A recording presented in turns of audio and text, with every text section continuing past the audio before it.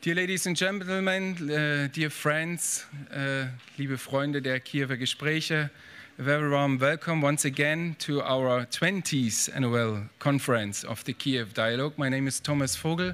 I'm the co-director of the European Exchange. European Exchange is hosting the Kyiv Dialogue program. And we are celebrating today and tonight with you at the 20th anniversary of the Kyiv Dialogue.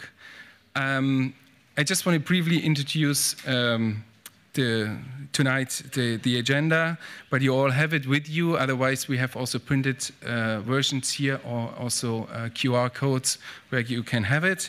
So we are very glad and happy that we are here with the Heinrich-Böll-Stiftung this year, who is our close partner, and will talk and discuss this next 1.5 days about Ukraine, about the ongoing events, and the topic of resilience and reforms, decentralization, security, and the local self-governance in Ukraine. I just want to thank you, our long-standing partners, which are here with us today and who helped us to organize not only the conference, but also the long-term efforts with Kyiv Dialogue. And this is the Heinrich-Böll Foundation this year as our host, then the Friedrich-Naumann-Stiftung, the Konrad-Adenauer-Stiftung, the International Renaissance Foundation from Kyiv, and the DGO here from Berlin this year.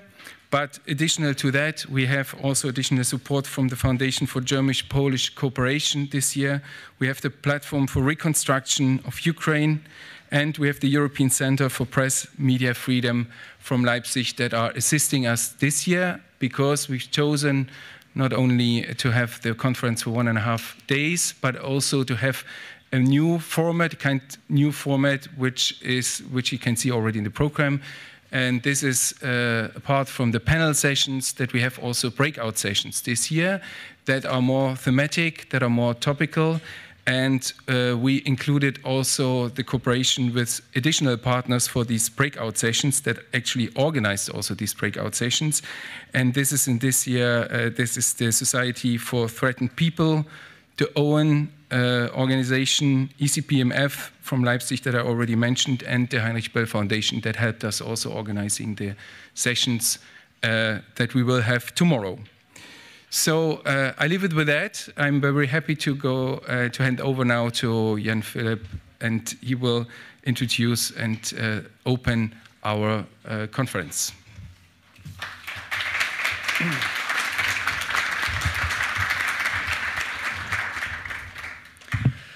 Dear ladies and gentlemen, Mr. Ambassador Makeyev, dear Dmitry Kuleba, dear Ukrainian colleagues and guests, dear friends of Ukraine and of a united, free and democratic Europe, welcome to this evening.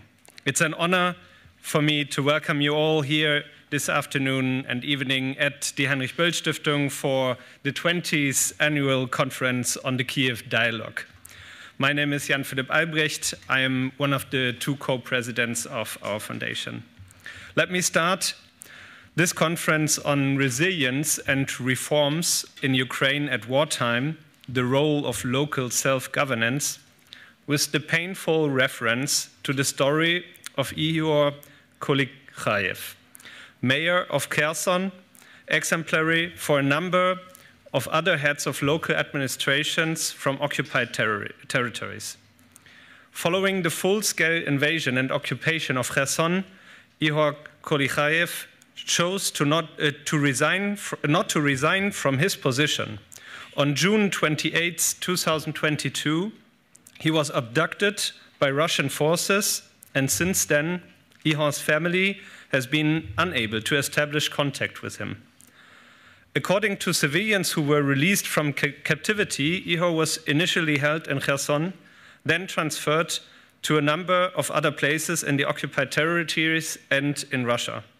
No information about Kolikhayev's location or condition has been made public since February 2025. Fellow prisoners who have seen Ihor describe his physical condition as very poor. He is sick, frail, thin, and exhausted. He's denied medicine, sufficient clothing and food, and others are prohibited from sharing food with him. This is the cruel reality of terrorist Russian rule. Along with Ihor Kolikhayev, thousands of Ukrainian civilians are detained in Russia, often completely isolated. This is not only a serious war crime, but another terrible tool of Russian warfare, an attempt to break the Ukrainian people. And it is also our common task to be more vocal about such grave crimes, not to forget about them in any considerations on freezing the war or ceasefire, and to demand unconditional release. Ihor's story is part of the exhibition Art for Freedom, Unseen Civilians, initiated by the NGO Common Sense Communications, just opposed to this conference room. We show illustrations of individual cases of enforced disappearance. Let me invite you also to leave messages of solidarity for the families of the abducted men and women on some prepared postcards for this purpose, which you will find later outside of the room.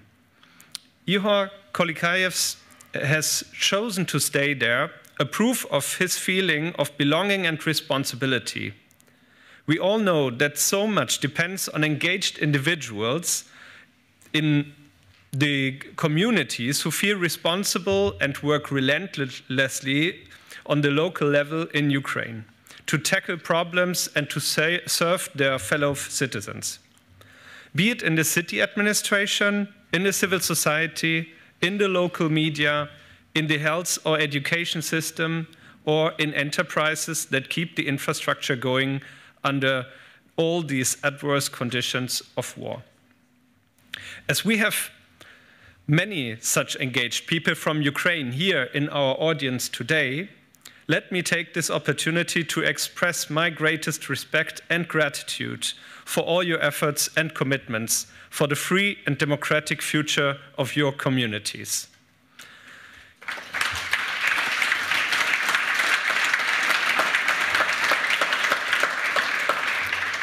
It is your endurance and persistence what makes Ukraine strong.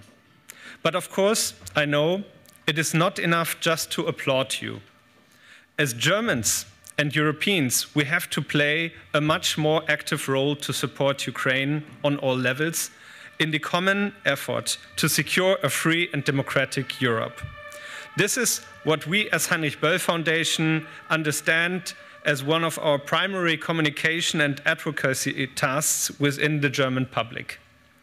The Kyiv Dialogue annual conference is one important part of this much bigger effort.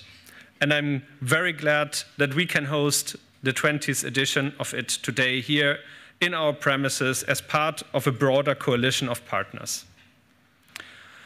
This broader coalition includes the International Renaissance Foundation, the Konrad-Adenauer-Stiftung, the Friedrich-Naumann-Stiftung für die Freiheit, the Stiftung Deutsch-Polnische Zusammenarbeit, the Plattform Wiederaufbau Ukraine, the Stiftung Erinnerung, Verantwortung, Zukunft, the European Center for Press and Media Freedom, the Bertelsmann Stiftung, and the Deutsche Gesellschaft für Osteuropakunde.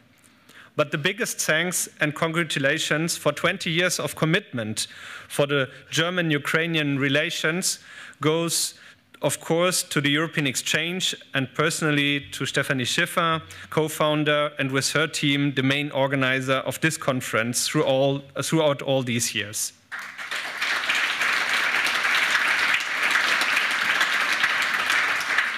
This is a really great achievement, and despite all the grim circumstances, something you can be really proud of. And before I hand over to you, Mr. Ambassador, I don't want to miss the opportunity to thank also all the other colleagues and partners who contributed to this conference, our East and Southeast Europe Department, Conference and Communications divisions, and last but not least, the interpreters. I wish you all a good evening, and with this, the floor is yours, Mr. Ambassador.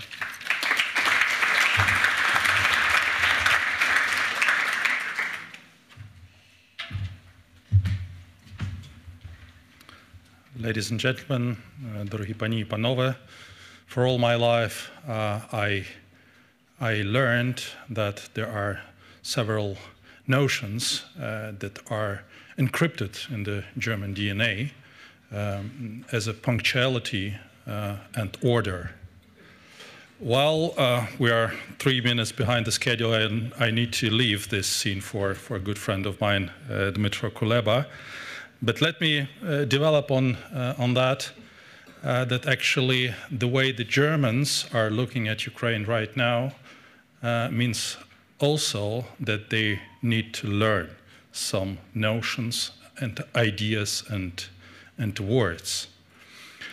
And let me switch now into Ukrainian, because I've been always enjoying the German language and talking to German audience, but many friends, many my friends and many Ukrainians once said, well, Ambassador, at any possible occasion, start speaking Ukrainian so people hear our language here in Berlin.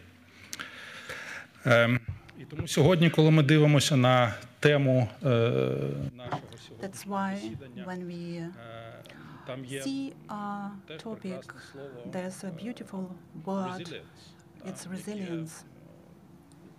Слово українське. And it's also Ukrainian word, resilience. We can teach someone to be resilient. Also the Germans. Of course, Germans also can learn from us punctuality. Or maybe another word, Starlink, because we don't have Wi-Fi here. Or 4 or 5G. All that we can bring with us from Ukraine. But we can also bring something, our last invention, and I will talk about it a little bit later.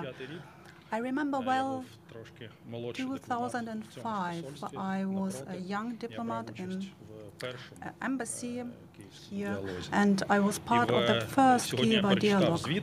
And today I just have read the report. It's still on the homepage. And in that report, I read that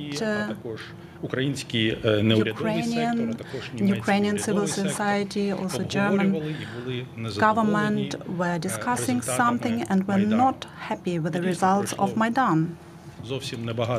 And some time has passed, and we were very self-critical, as we are today, as always, and our German colleagues were not happy with the results of then government, of the president of that time. And today, we are still self-critical, and the Germans support us. The support is fantastic. And someone has said that nothing comes from nowhere, nothing will dissolve. And I am deeply grateful to German government and German civil society for this tremendous support.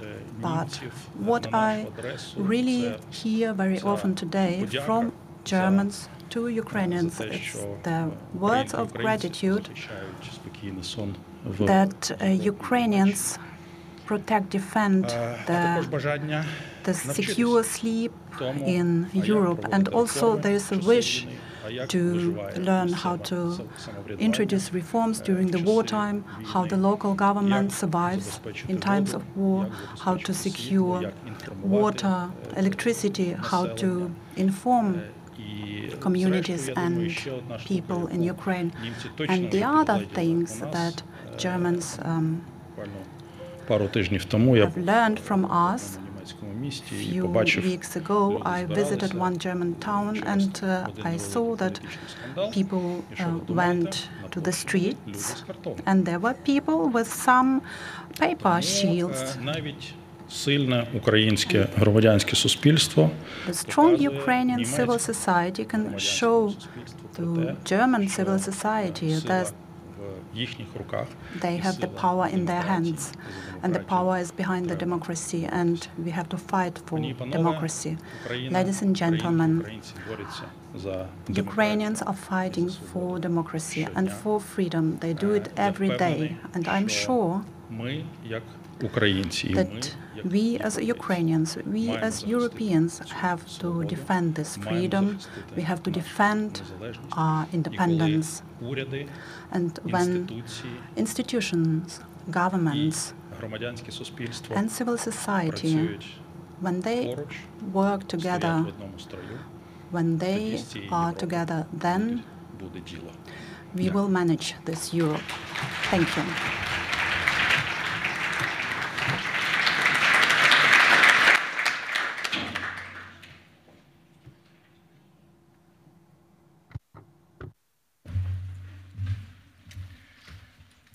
Thank you very much, Mr. Ambassador, for your friendly words.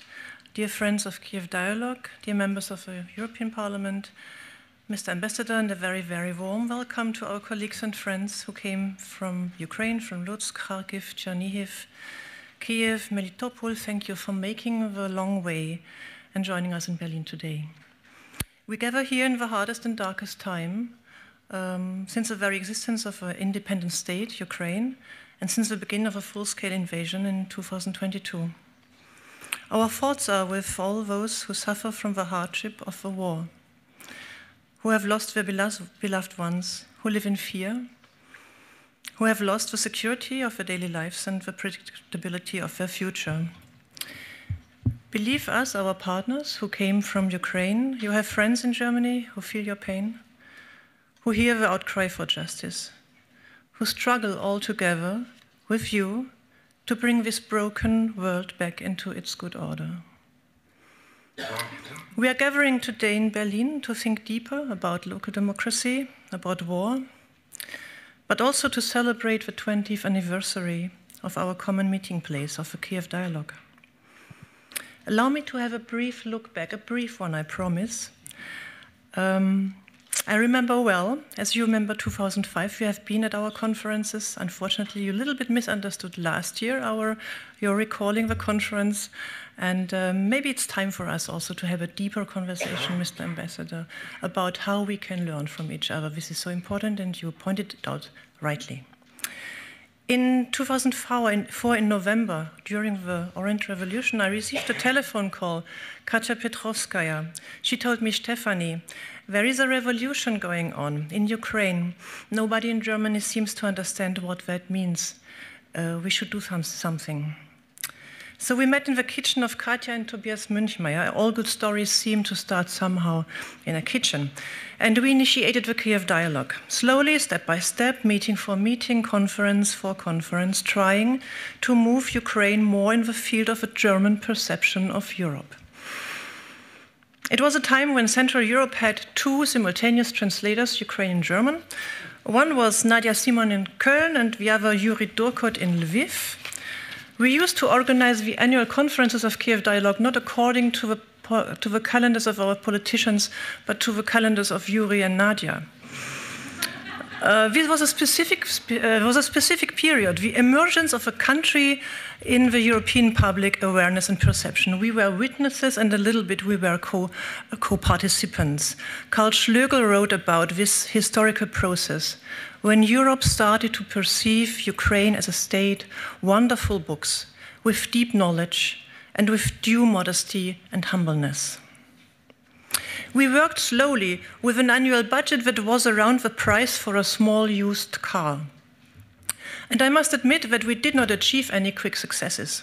It was more of a slow, persistent, and unspectacular process. But the advantage was that we were able to build up a good, and as it proved out later, a quite reliable network of contacts over a long period of time in relative peace and quiet. And we thought we had so much time. We did not. We were mistaken. The Kremlin already prepared its plan for Ukraine. And Germany and Europe, all too long, continued to feed the dragon. When Russia staged the war against Ukraine in 2014, we had at least a solid basis, and a small understanding how to set up that, what later should become the countrywide network of more than 40 communities and hundreds of activists for local democracy all over the country. The Foreign Ministry of Germany supported us financially, and the International Renaissance Foundation became our strong and reliable partner in Ukraine. But much too early, already in March 2022, as you may remember, with a full-scale invasion, we had to close our office in Kyiv. We shifted our efforts to urgent humanitarian aid for IDPs, and since 2023, Kyiv Dialogues works persistently on the inclusion of the local communities in the decision-taking structures of the international recovery as enshrined in the Ukraine Plan and the Ukraine Facility. Kyiv Dialogue is about ideas and about making them a reality. But most of all, Kyiv Dialogue is about people. I want to take the opportunity and express my deep gratitude to all those who made the Kyiv Dialogue for years to the unique German-Ukrainian civil society platform. First of all, and here with us are Yevhen Bystritsky and Oksana Dashakivska from the International Renaissance Foundation in Kyiv and Lviv. Here with us are Irina Haiduchik from Institute Bravo from Lutsk and Olga Leonteva from Melitopol. Olga and Irina, you stand for all the regional partners from the network I mentioned earlier that covered Ukrainian cities from Lutsk to Melitopol and Mariupol. So many of them cannot be with us here today. Thank you, 4 persons, past pro toto, for being here. I ask you for a very warm round of applause for our partners from Ukraine.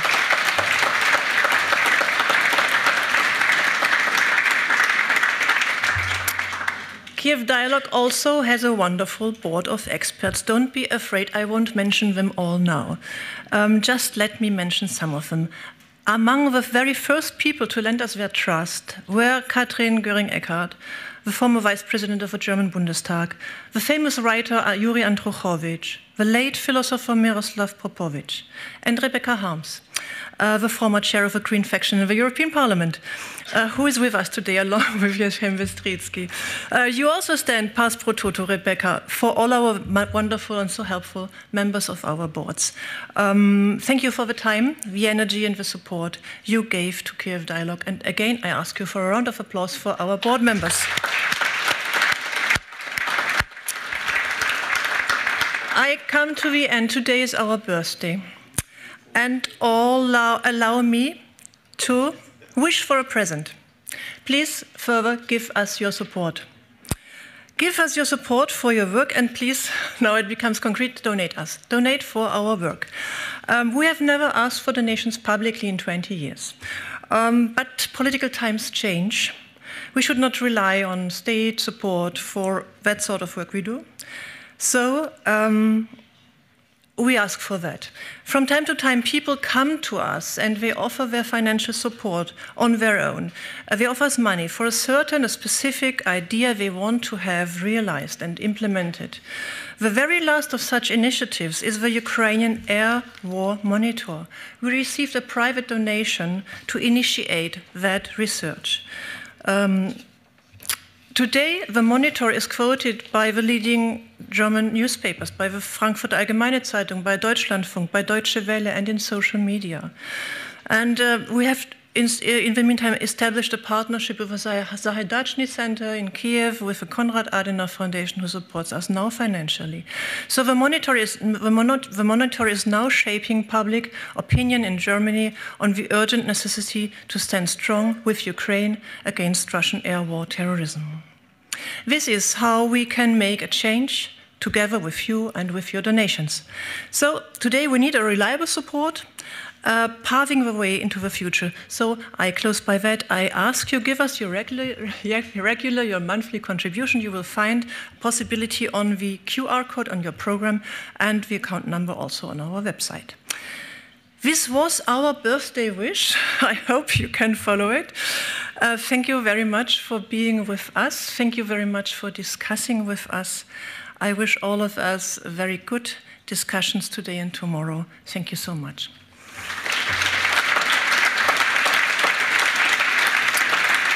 So,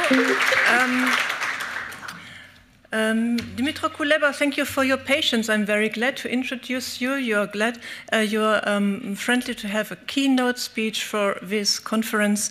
You're the former foreign minister of Ukraine. It's an honor for us to have you with us. Please, the floor is yours. Yes, good afternoon. It's my true pleasure to be with you tonight, this evening. 20 years is a lot, actually. Not too many conferences manage to live for so many years and to deliver tangible results in boosting dialogue between two nations, but also in implementing very specific projects which benefit both of our nations and Europe as a whole. So first of all, I would like to thank Heinrich-Böll-Stiftung for consistency, for commitment, and for the effort you are making. And I'm glad that you found reliable partners in Ukraine, because without partners in Ukraine, it would be much more difficult for you to become who you are today. It is much easier to talk about local governance in the times of peace, because everything is clear.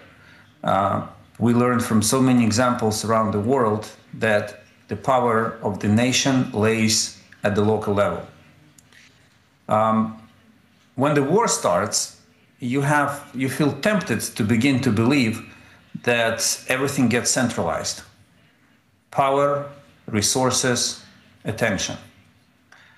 But scratch a little bit, and you will see again and again that the power still comes from the bottom. The real power is there. Instructions may come from the top to the bottom, but in the end, the strength of the state is grounded in the daily decisions made by local authorities, by people on the ground. Ukrainian communities are first to respond, to protect, to serve their residents. They maintain essential services. They uphold critical infrastructure. And they safeguard civilians under fire, either directly near the front line or indirectly under the fire of Russian missiles and drones. So this is why I find it particularly important to continue emphasizing the importance of local governance and people working on the ground in times of war, where all conversations get so centralized. And this is why I believe that the focus of your conference this year is so fundamentally important for the overall effort. So my point is clear. Ukraine's resilience is built from the ground up. It's a bottom-up force rooted in local leadership and collective responsibility for the situation on the ground. I spent 20 years traveling across the world as a diplomat. Now, for the last year, I'm enjoying traveling across Ukraine. I've been to all corners, cities, towns, and villages, and I see that the real power of Ukraine is there. And I see that we must cherish it, and we must respect it, and further empower it. This is what makes the state stronger. Of course, communities cannot exist outside of the state. But it's a two-way street. Communities make the state stronger, the state makes communities stronger. If one of them deviates or violates the social contract, then the structure of the country, of the nation, begins to fracture. And this is where real problems begin. So communities must be responsible members of the whole, while the center, the capital, the central administration, the central government, should not try to suppress or to limit local authorities in order to strengthen itself. Striking this balance is a daily effort. It's a struggle. It's never easy.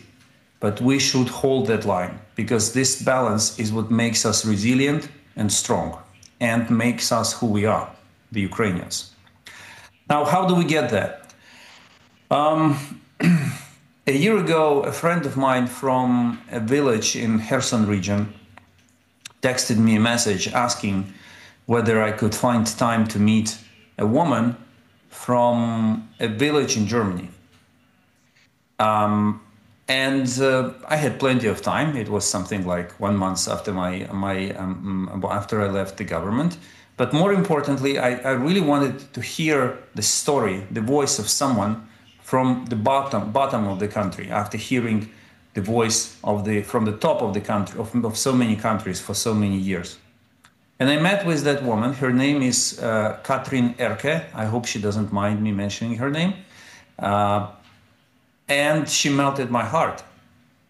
She didn't know much about Ukraine before the invasion began, but she saw the coverage, she read about the context, and she dedicated herself to helping Ukraine, but most importantly, to building bridges between a village in Kherson region and her own village somewhere in the heartlands of Germany. We both need more Katrin Erkes. We need more people like this who will build these bridges, build these bonds, and make our relations stronger. Secondly, I know that you're focused on very important and big things. I call on you, I urge you, I plead to you to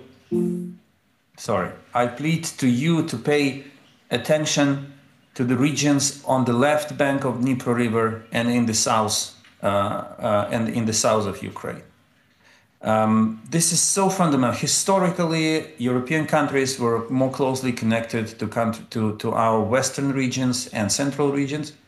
But one of the threats that we have to really address now is fracturing the country basically in half, because regions closer to the front line, they suffer more from the war naturally, but also there has been a very strong outflow of people and businesses from the left bank to the right bank.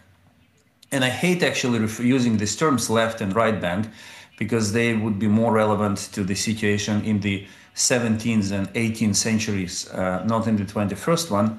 But history is back, and reality is that we have to go to the east, we have to go to the south, and we have to do as many things as possible to send a very clear message. You are not abandoned, we are with you, and we are here to help. Secondly, I would call on your foundation and other institutions who are willing to do something with Ukraine, for Ukrainian local governance, to strengthen their resilience, to large-scale projects. So develop projects in one region, pilot them in one location, and then adapt it and large-scale, so that they could pop up as mushrooms all across Ukraine. We need to cover all of the country, and we need a holistic approach to the same issues, to the same fundamental issues across the country. My next call would be to pay special attention to the situation with veterans in the local communities. Peace in post-war Ukraine will largely depend on the situation on the ground, in villages, in towns. And that will largely depend on how well our veterans will be reintegrated, how strongly they will be engaged, and how deep will be the mutual understanding between those who fought and who didn't fight in the war. This is fundamental. Let me take it to something to what may sound extreme to you, but I don't think we need a separate veteran policy in Ukraine, because every policy in Ukraine should be a veteran policy. These people, the way they feel at home in their communities, the way communities will be able to integrate them, will define safety, peace, and prosperity of Ukraine. Finally, Ukraine will be a member of the European Union. I have no doubts in that. Ukraine needs EU, but EU needs Ukraine as well. What we have to do is to actually teach our communities what the European Union is about, what kind of benefits it offers, and how these communities can contribute to strengthening the bonds between Ukraine and the European Union. So it would be extremely helpful to do even such simple things as teaching local officials how to work with European funds, how to apply for grants, how to report on them, how to use the money received, how to build intercultural dialogue. This is the glue that will stick all of us together. There are no easy tasks ahead of us, and we've been through so many difficult moments. But and you alluded to some previous speakers alluded to some of them in their opening remarks. But the truth is this: governments come and go, but nations stay. And Ukraine and Germany are going to stay, and the people of Ukraine and the people of Germany are going to stay.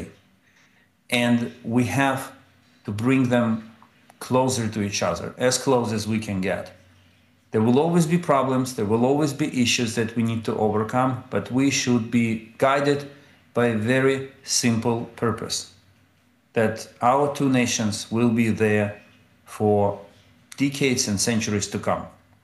And we have to work long term, because the success, the freedom, the prosperity and security of Europe today, tomorrow, and even after tomorrow depends on how well how successful will we be in explaining the importance of Ukraine to Europe and building these bonds.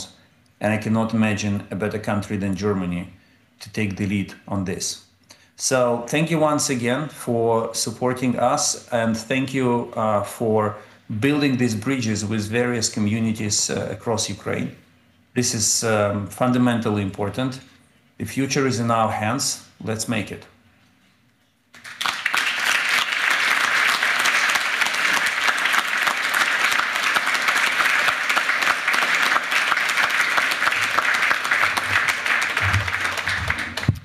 Thank you very much, Mr. Kuleba, for this keynote speech. You gave us lots of thoughts and good ideas and a good mood and a good feeling for the discussions to come.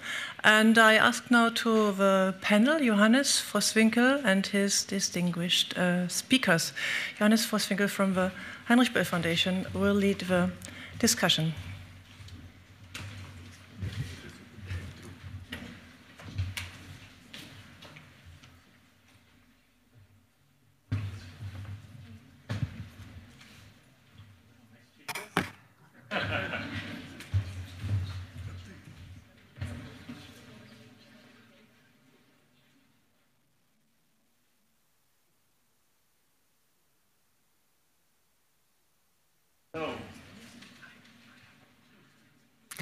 Yes, I have to look for my speakers in the beginning. Please, Ms. Hopnishanka, you can come up, please. Hello. And Mr. Lukov and Mr. Stanovsky. Thank you.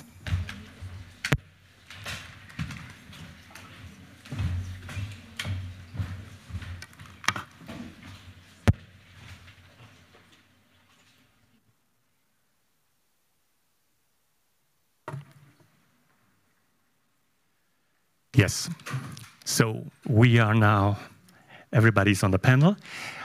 Good evening, a warm welcome to you to this panel discussion. My name is Johannes Vosswinkel, I'm the director of the Kyiv office of Heinrich-Böll Foundation. This will be the first panel of Kyiv Dialogue 2025, Human Security and Decentralized Recovery. To give you some kind of rough outline, it will be a high-level panel on strong communities and regions as a backbone of resilience in Ukraine, but also on the existential fight that Ukraine is fighting, while at the same time reforming the whole country according to the rules and standards and demands of the European Union, a real big task to do. If we talk about the European integration, and Mr. Kuleba did this before, and he stressed the importance, we should ask, where does Ukraine stand now on the way to the European Union? If you have a look at the last EU progress report, The progress report stated, what concerns Ukraine, considerable efforts to join the EU, despite the difficult situation in which the country is. But the progress report also stated that Ukraine must increase the pace of its reforms if it wants to achieve its goals on the path to the united Europe. And we have to keep in mind, Ukraine's ambitious goal is to finish negotiations until 2028. This progress report painted a rather multi-faced, partly, I don't know, it doesn't work. It does, yeah. This report painted a multi-faced picture, partly hopeful, very positive, of course, also stressing the amazing resilience of Ukraine society, thanks also to the local level, the amazing resilience of the society, but also we want to enrich the discussion about the way of Ukraine with this panel with outstanding speakers today, whom I want to introduce to you just in a second. Just one thing, what concerns, let's say, the agenda of the panel. We will have about 1 hour for the discussion, and then there will be the possibility for you to ask questions to the speakers. And afterwards, it's about 1.5 hours, there will be a little surprise as we have to celebrate the birthday, which was already mentioned, and after that, there will be a buffet. So in every respect, I hope this will be an interesting and satisfying evening for you. And now I would come to introduce to you the guests of our panel discussion. If you had a look at the program was already mentioned, you might see that a bit has changed because flu and illness has to a certain extent stirred up our panel discussion, but we are glad nevertheless to have very outstanding speakers, and I would like to introduce them to you. First, we'll have Mr. Taras Kachka, who is still not with us, and he will only be online with us. He is Deputy Prime Minister for European and Euro-Atlantic integration of Ukraine. He will be online with us a bit later, about 15-20 minutes later, and he will, as he is still in a meeting with the Prime Minister of Ukraine. I'm very glad to have here on the panel Ms. Ulrike Hopp-Nischanka. She is head of Task Force Ukraine of the German Federal Ministry for Economic Cooperation and Development, BMZ. The task force, just to make this clear, was established at BMZ to support recovery and reconstruction in Ukraine.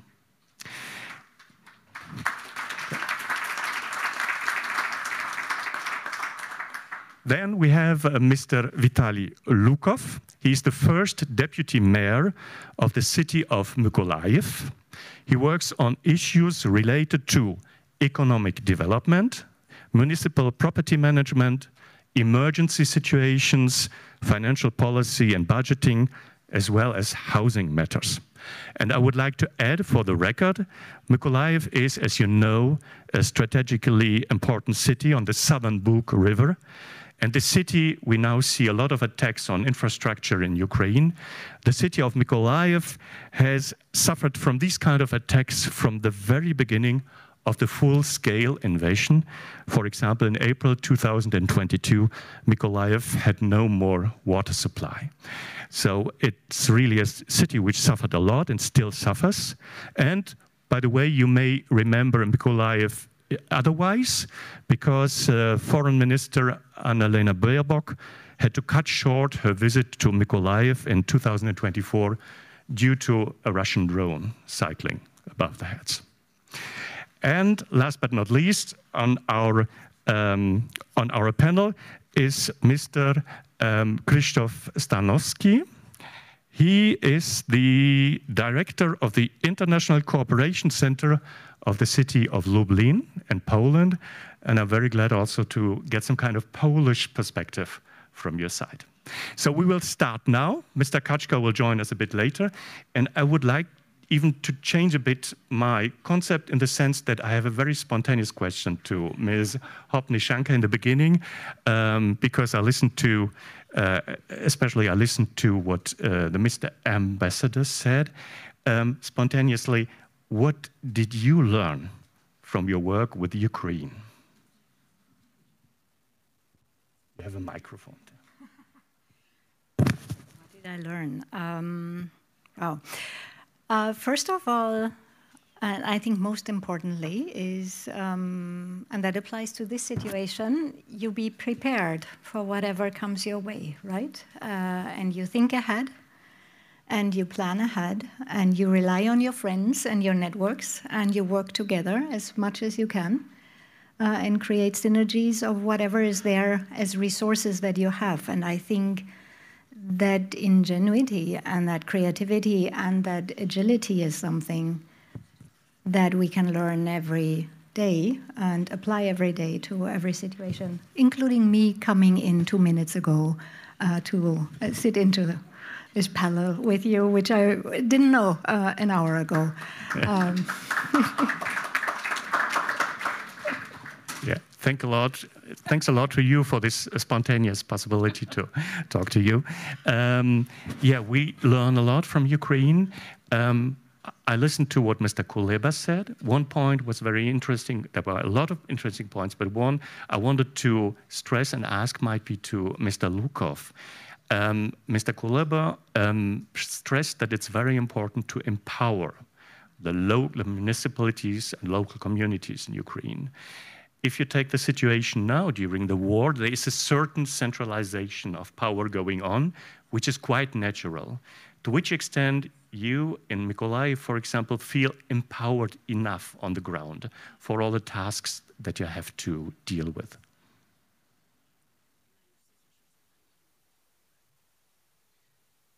Добрий день. Good afternoon. Thank you for inviting me for this. I'm honored to represent my city and my country here on this panel. And I would start with something unexpected. We spoke today about the mayor of Kherson, and I would like to speak about Alexander Babic. He is the mayor of a city also in Kherson region. He was abducted in 2022, and to this day his family doesn't know where he is. He is obviously a captive of the savages. And the only reason is that he didn't want to collaborate, and he wanted to stay with his community, with his town. And we have multiple stories like this in Ukraine, and this is just another demonstration of the fact that people who are willing to take the responsibility and to be heads of communities, they are no accidental people. They are really people who are very engaged, who want to be there. And this reform, particular reform of decentralization, was the most successful one in Ukraine. And I wanted to thank you again and to stress that there is never enough freedom, never enough human rights. Of course, the war is affecting this, but our local governance showed itself to be effective and efficient and flexible, and that we can make decisions, make them quick. And we are in war, and of course the eastern and southern regions were the first to react. If we wanted it or not, we had to support our armed forces to stop those invaders whom we considered as brother before sometimes. And now we can only stress local governance there's never enough powers for us. So I'm not really familiar with the German system. I am familiar with Swedish system, however, and I know that no law can be adopted there without consulting the board or the association of the local government bodies. And in Ukraine, it's not possible at this point, not yet. This is not possible, but maybe there are other possibilities to strengthen the local level, especially as I said, a backbone of resilience. What do you see as other possibilities, might be inside of Ukraine, but also coming from friends, partners from outside of Ukraine?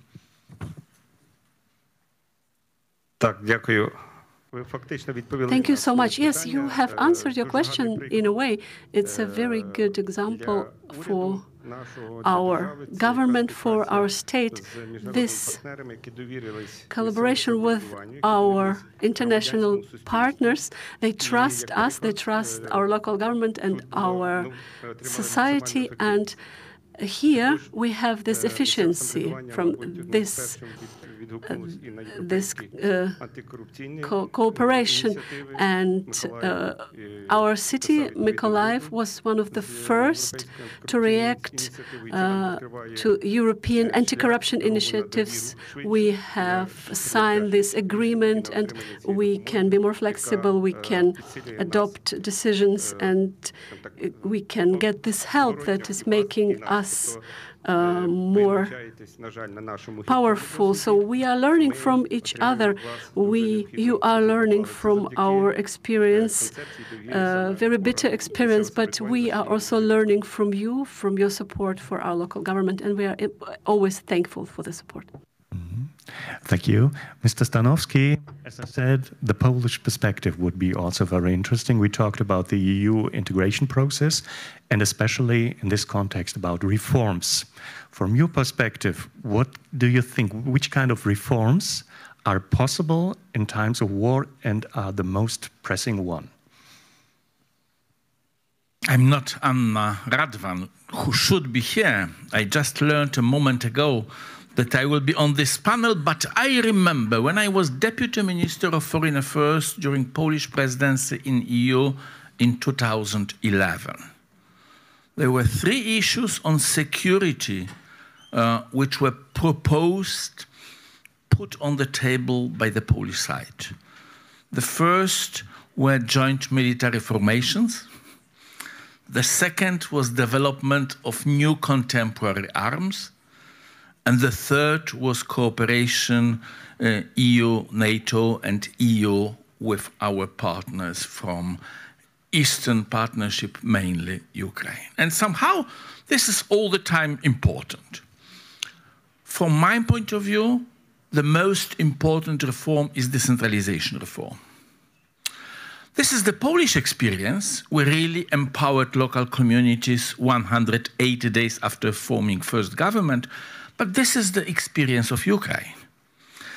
This is really unbelievable what process of amalgamation of communities, empowering communities was done in the Ukraine after Revolution of Dignity. And when we are thinking from the military point of view, we understand that without strong local governments, without amalgamated communities, the military forces of Ukraine, it would not be enough. The local governments were crucial for the physical defense, both on the south, but also in the north. And this is showing us something what is not so obvious in Ukraine. In Western Europe, also in Poland, the direct connection between the region, between the local government and the army. Local governments in Ukraine supports army. There is direct connection between the community and armed forces. And this is not only about our boys and girls. Please remember the 5th part of the Ukrainian army are women, but it's also about civil society supporting that community. Later on, we'll talk about recovery, but that also means that resilience it's something what is not category of the government. It's rather category of the society, of the community. And we see the activities like community-to-community support within Ukraine, where those communities which are more on the West are supporting both internally displaced persons, but also these communities which are on the front line or closer to the front line. I would like to connect with this, a question to Mr. Lukov once again, because he's from the local level. Mr. Lukov, if you think about the decentralization reform, which was called, might be even the most successful reform that has been before the full-scale invasion that has been made in Ukraine, what was the situation at the beginning of the full-scale invasion in your city? To which extent did new powers that you have help you in this situation where you had to act partly on your own, I suppose, and which preconditions were very important for this resilience, the local resilience in Mykolaiv, for example?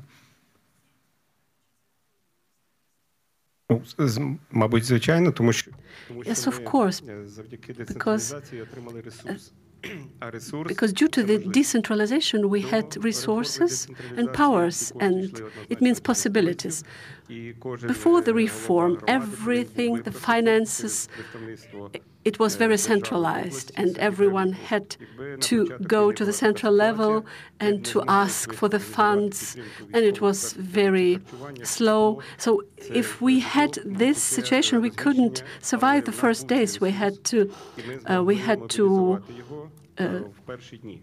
support our people, we had to feed them, and we had to keep them warm. We had to react to these challenges that were so numerous in the first days. And this decentralization gave us this possibility to react.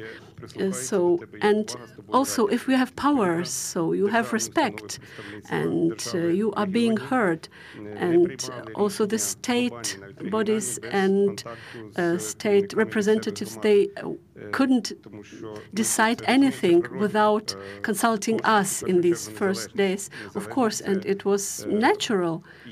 And so if you are independent in your region, so you have this respect and you are, so you have more leverage. And this reform of decentralization was exactly the reason for us to be able to help our armed forces to defend us. If it was still this centralized as it was before, we would lose time and we would lose even more people. As I said, there was a certain centralization going on because of the war situation, quite naturally. Do you have the impression that now there still is a good balance of centralization and local powers? Or would you have some wishes to might be bring it in a better balance now?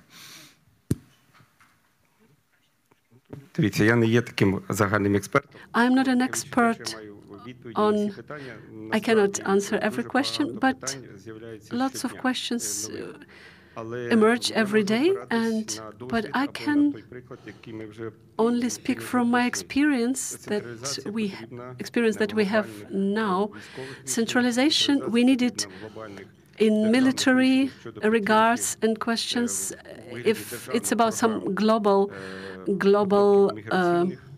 issues, for example, migration within the country, social support, because we cannot have different social welfare in different communities. So it should be centralized, and there should be laws.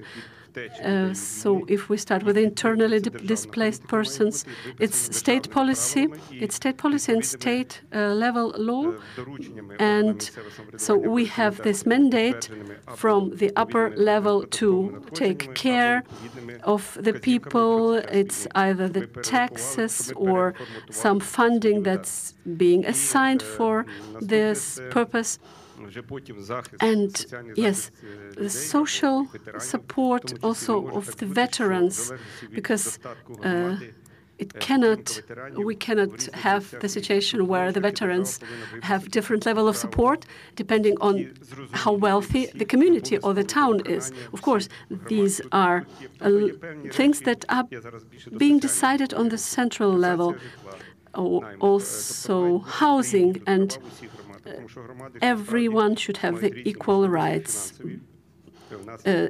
Yes, but all the communities have a different level of wealth and possibilities, but it should be enforced. So, as I said, state security, its intelligence, combating the propaganda, these are questions that the state has the monopoly upon, and it should be a really strict policy, and it should be really enforced. We have examples from other countries. I knew one person from Israel, and 2 years ago, when Israel was attacked, we know who were these people. It was a festival, and he was abroad. And when this military law was announced in Israel, this exceptional situation, he came back immediately, and I asked him why, and he said, I am a citizen of my country. I cannot do otherwise. So in Ukraine, we don't have these regulations yet. These are questions that the state should decide upon, of course. But the last decision, one of the last decisions last year was that we, the local government, we should control the military enlistment in our community. So, and we had this new responsibility, and of course, we will implement it. But nevertheless, everything that it's about the livelihood and all the provisions in your community, it's our prerogative, and we need some autonomy here, of course. You wanted to add Can I make a comment? We should understand that in Ukraine, you cannot complete the decentralization reform without changing constitution. And of course, there is no way you can change constitution during the war.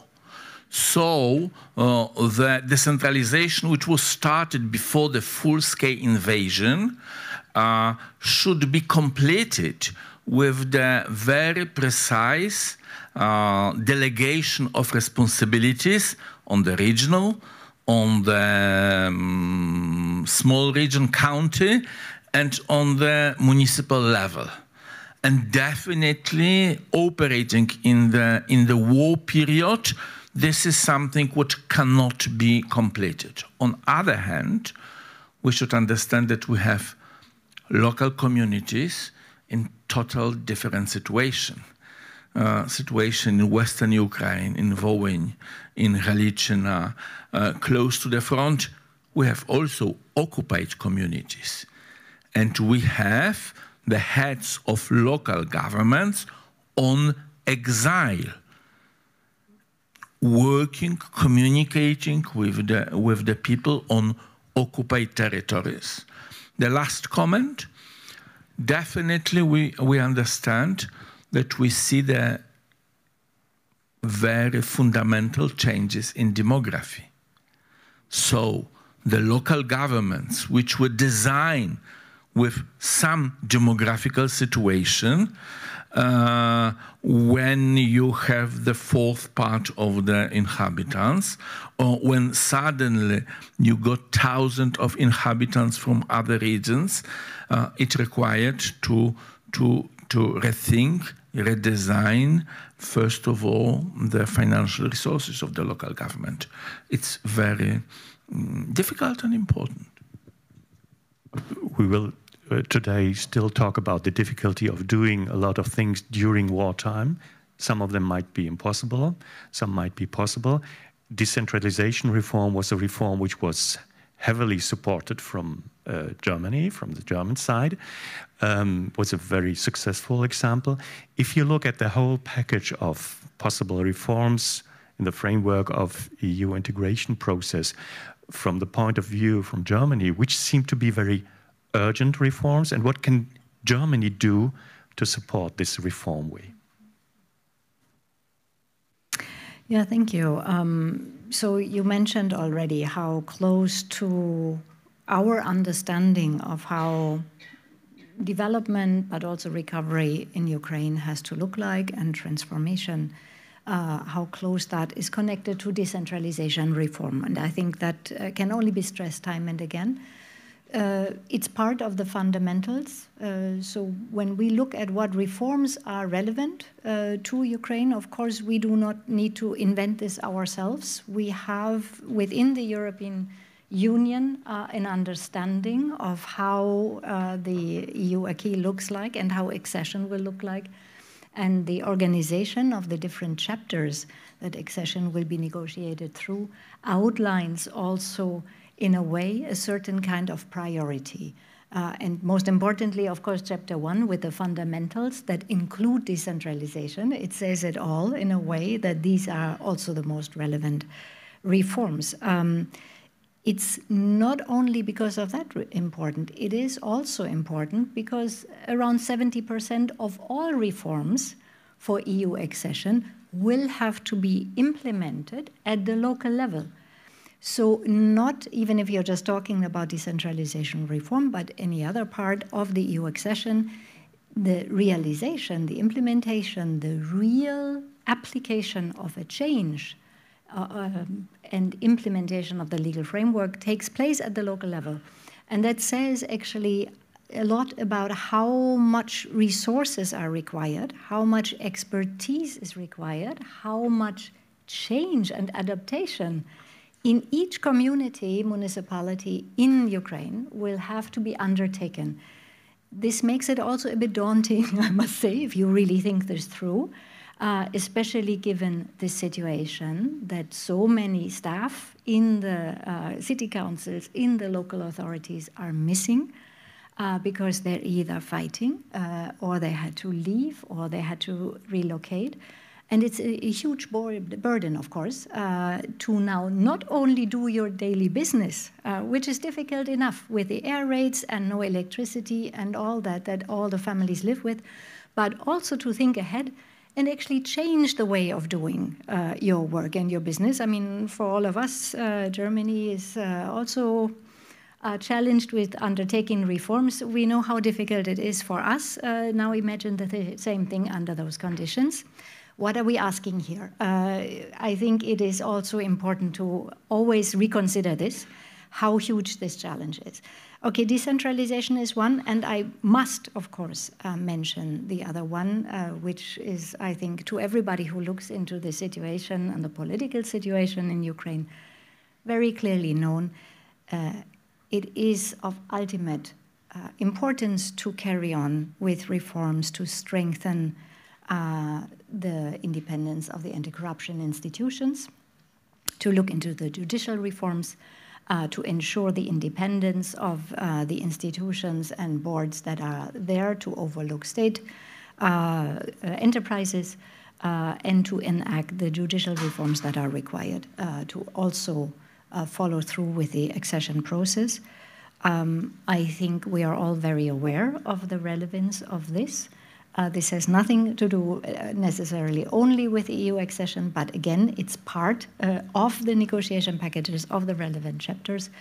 And it's also very important because this is basically the foundation of trust and confidence into where Ukraine wants to go. And so it cannot be underestimated how important especially these reforms are that are requested of Ukrainian institutions in order to fulfill what is expected there, in order to allow for checks and balances and democratic control. And again, I remember the conversations when we started to talk about recovery and how to plan and organize the recovery architecture. The government, the central level government, started with the requirements that are also part of the IMF benchmarks, of course, to implement what is called the Public Investment Management Reforms, PIM, and to start to work on the single project pipeline in order to prioritize recovery needs.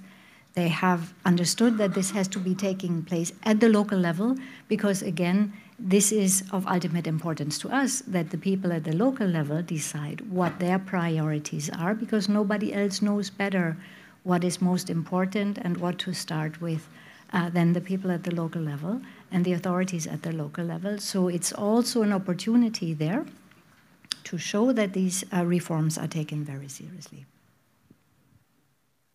I hope this was not too daunting or too frightening, Mr.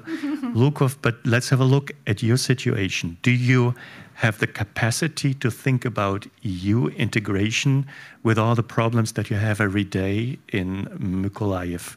And if this is the case, do you something to prepare for the implementation, or is this not feasible?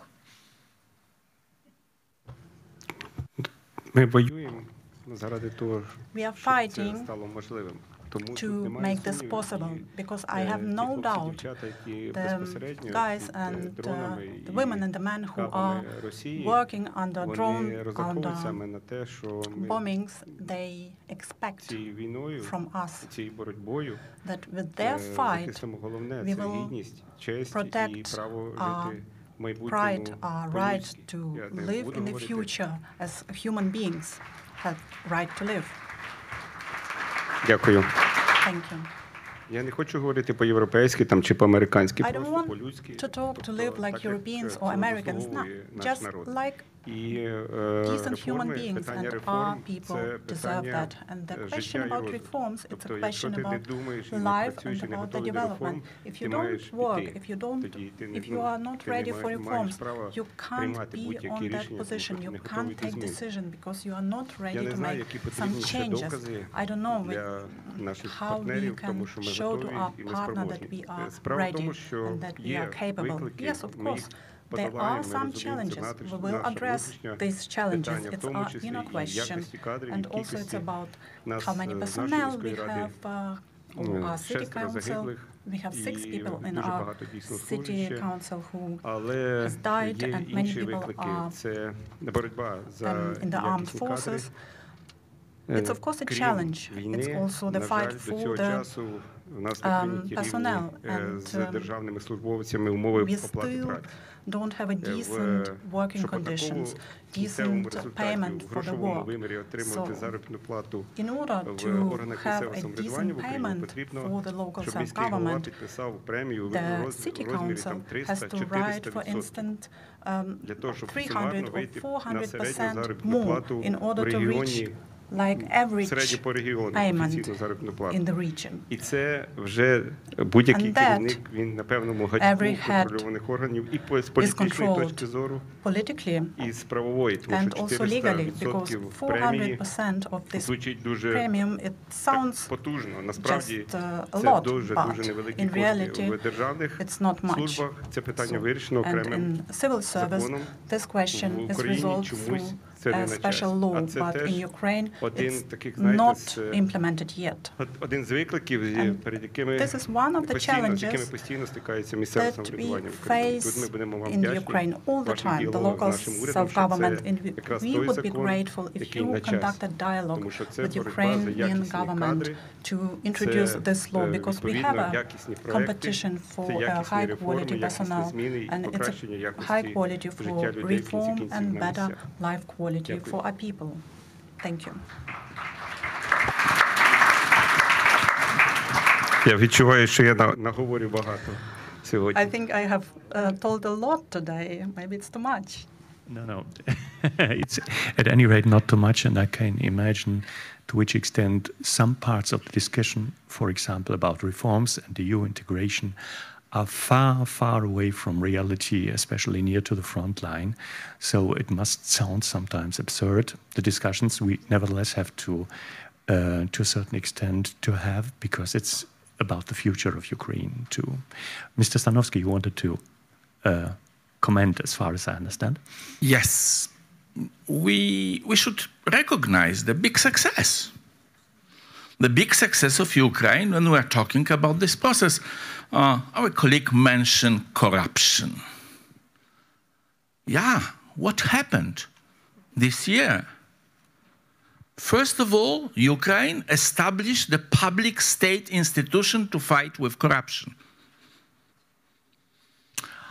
Yes, it was a moment when the government thought perhaps it would be useful to cancel this institution. And what happened? They adopted the law in the parliament. And what happened next day? The people went on the street. Yes, with boxes. This is what Ambassador was talking about. And a week later, 10 days later, the parliament met again to cancel this stupid law. When last time you remember such case in Germany?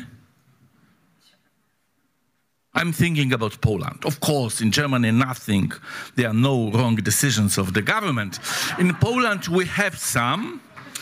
And I don't remember in last 10 years that civil society went on the street and successfully stopped the decision. So when we are thinking how effectively on the way of dealing with corruption, which definitely is part of the big challenges.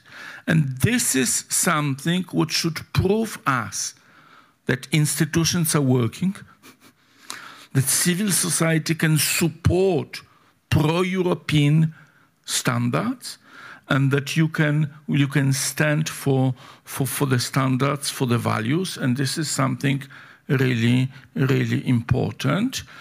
On the other hand, when we are dealing with EU accession negotiations, as EU, we are not very prepared to work with local governments, to work with regions.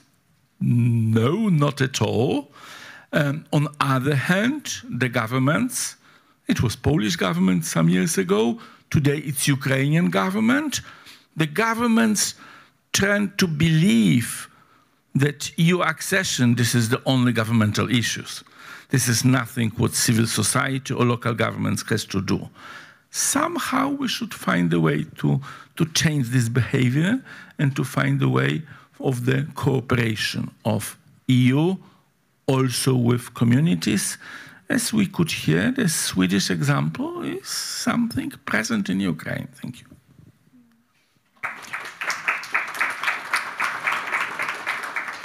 It is, by the way, something that we always stress, that civil society in Ukraine can play other roles than we are used to, for example, in Germany, can play a political role, can, in a very direct way, take part in decision-making also, not only on the local level. This is something that shouldn't be underestimated at any rate. On the other hand, we have sometimes what concerns the anti-corruption case with the law that has been taken back in the end. There are people, more from the European Union, who say it was also thanks to the pressure of the European Union that the law has been taken back.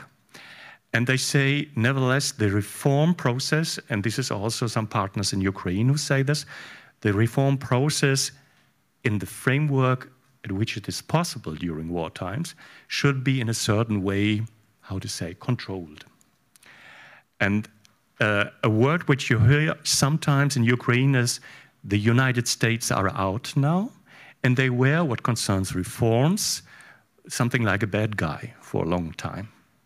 And the Europeans were more, let's say, the good cop. What is the situation now, Ms. Nishanka? Do we have to be the bad guy in future? I'm not sure if we have to be the bad guy. But actually what we hear quite a lot, and of course I have to agree with you, certainly this is an achievement, and certainly it's unheard of in many of our societies that this would happen. Still, I hear a lot when I speak to our colleagues from Ukraine that they ask us to be more outspoken and not so diplomatic in our conversations and dialogue. And so I think this is indirectly a little bit what you're referring to, sort of who wants to be the bad cop, and also point out where things have to be done differently, or maybe explained differently, or taken care of differently.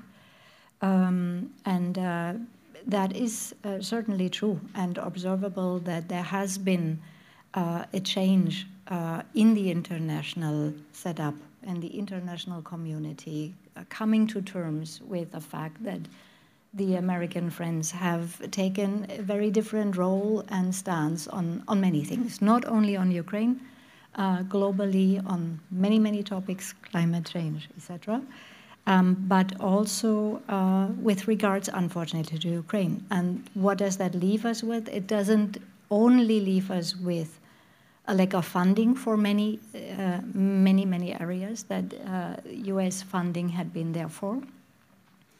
And most painfully, in the areas of strengthening local communities and self-governance, where there was a lot of funding made available through USAID, not only in the area of strengthening civil society and independent media work, which the funding has been cut completely. They seem to be coming back with in some areas with some of the funding, which is very applaudable, and we're very happy, and we're trying to be in close conversation with them to understand where funding can be allocated. But especially in these areas, it is quite painful, and it's a real test now for civil society actors to find their footing and carry on with the important work. So this is something where we will try to step up a little bit, but there's by no means European donors will be able to cover the gaps that have been left behind. We have to be very honest about this. So this is a tough moment. But also in political dialogue, we want to be more outspoken and clear and in conversation with our European partners about the reforms that are required and what is necessary to carry on at the same time when dealing with all the other facts. What is important, though, I think, is that this is not only the highest level dialogue of Chancellor Merz calling on President Zelensky once in a while. This dialogue is happening at all levels, right? And this is what we're talking about with decentralization. The most important connections are anyway forged people to people, business to business, municipality to municipality, and this is also where the real strength of the dialogue and enacting the change processes are. And I remember that very often, initially when the recovery architecture was set up, it was said, let's not do this at the local level because there might be corruption. Let's rather do it at the central government level. Now we understand that this is a challenge at every level, and therefore every level has to be engaged in these reforms and enacting these processes. If we look once again at the local level, Mr. Lukov, what kind of reforms is our local communities especially waiting for? What would be, from your perspective, especially important to reform in the coming time?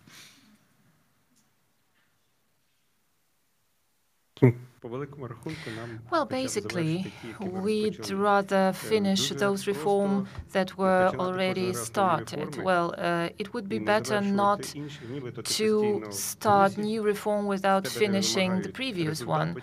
So, well, you can make the impression that you are moving somewhere and nobody is requiring anything from you, any outcomes. But this is not the way to go. But let me please tell a couple of words about the successful reforms.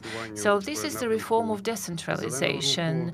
We are now moving into direction of the green movement, into the support of the local citizens and local businesses, and in terms of energy efficiency, we also have made a great progress. So this is an effective reform, and they are successful, and we need those reforms not only in Ukraine, because they are really practical and tangible.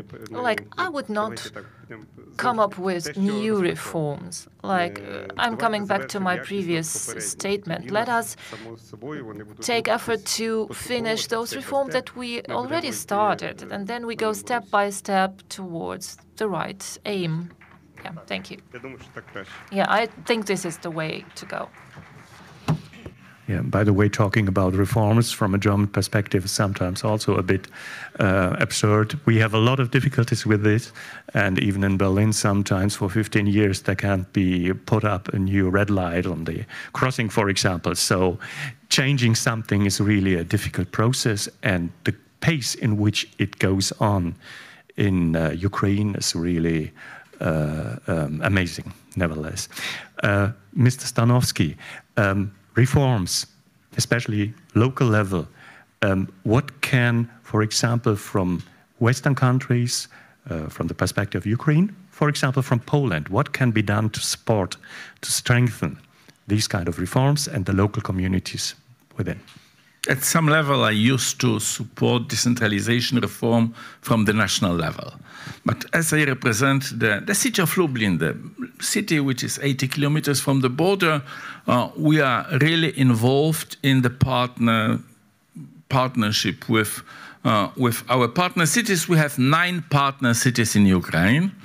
And together with our partner cities from Western Europe, with Minster, with Nancy, with other partner cities, from the first moment of full-scale invasion, we were assisting first with humanitarian assistance. Definitely it was the first, supporting refugees, transferring them around Europe. But I understood something very important about recovery in spring 22. It was April when suddenly I started to get the new requests from Sumy, our partner city. Not about humanitarian aid, not about rice, not about salt, but about seeds and seedings. They intending to grow, to work back on the fields. And then I understood, this is about recovery.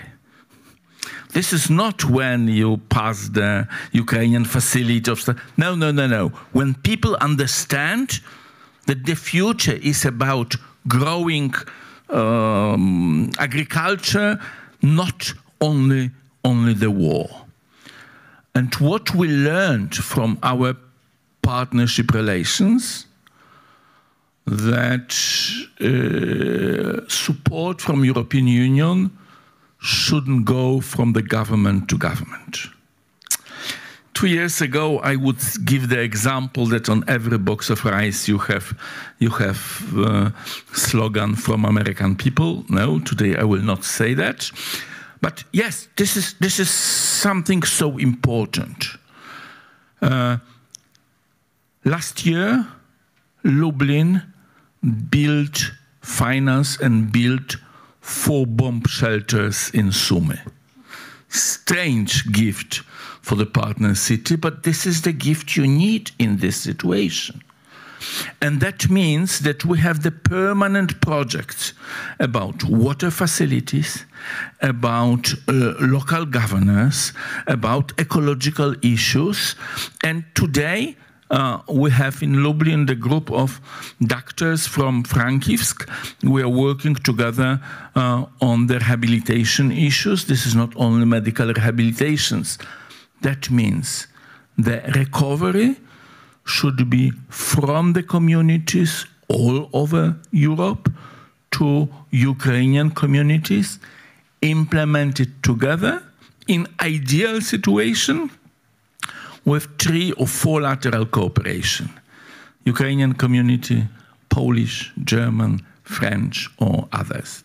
This is long-term investment, helping Ukrainian colleagues to understand better European Union and helping colleagues from European Union better understand Ukraine. This is what recovery is about.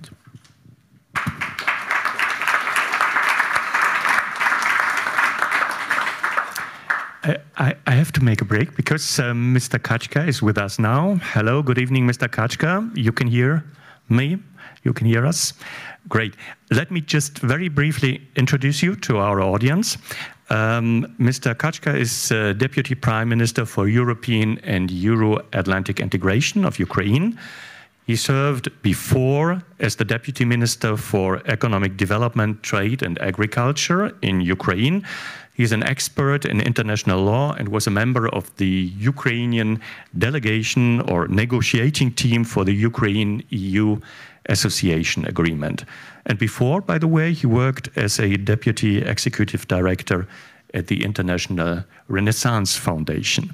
Mr. Kachka, we have talked about reforms, the EU integration process. We have talked also about local communities and local communities as a backbone of resilience. First of all, I wanted to ask, how was the meeting with the Prime Minister?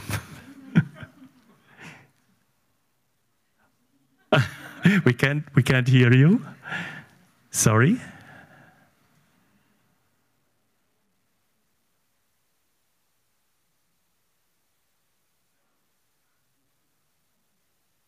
No, sorry, we can't hear you.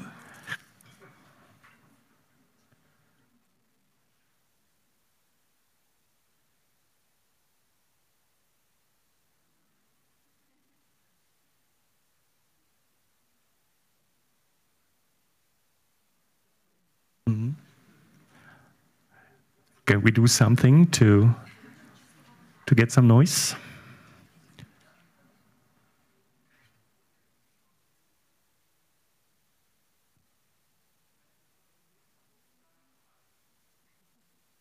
Okay. Mr. Kachka, we were talking about reforms, EU integration process.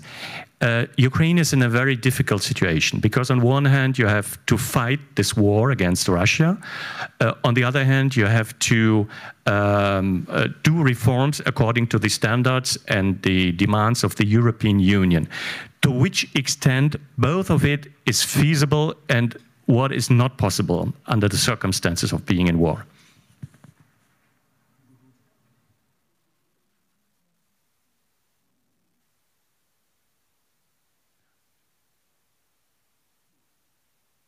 We cannot hear you. I'm very sorry about it.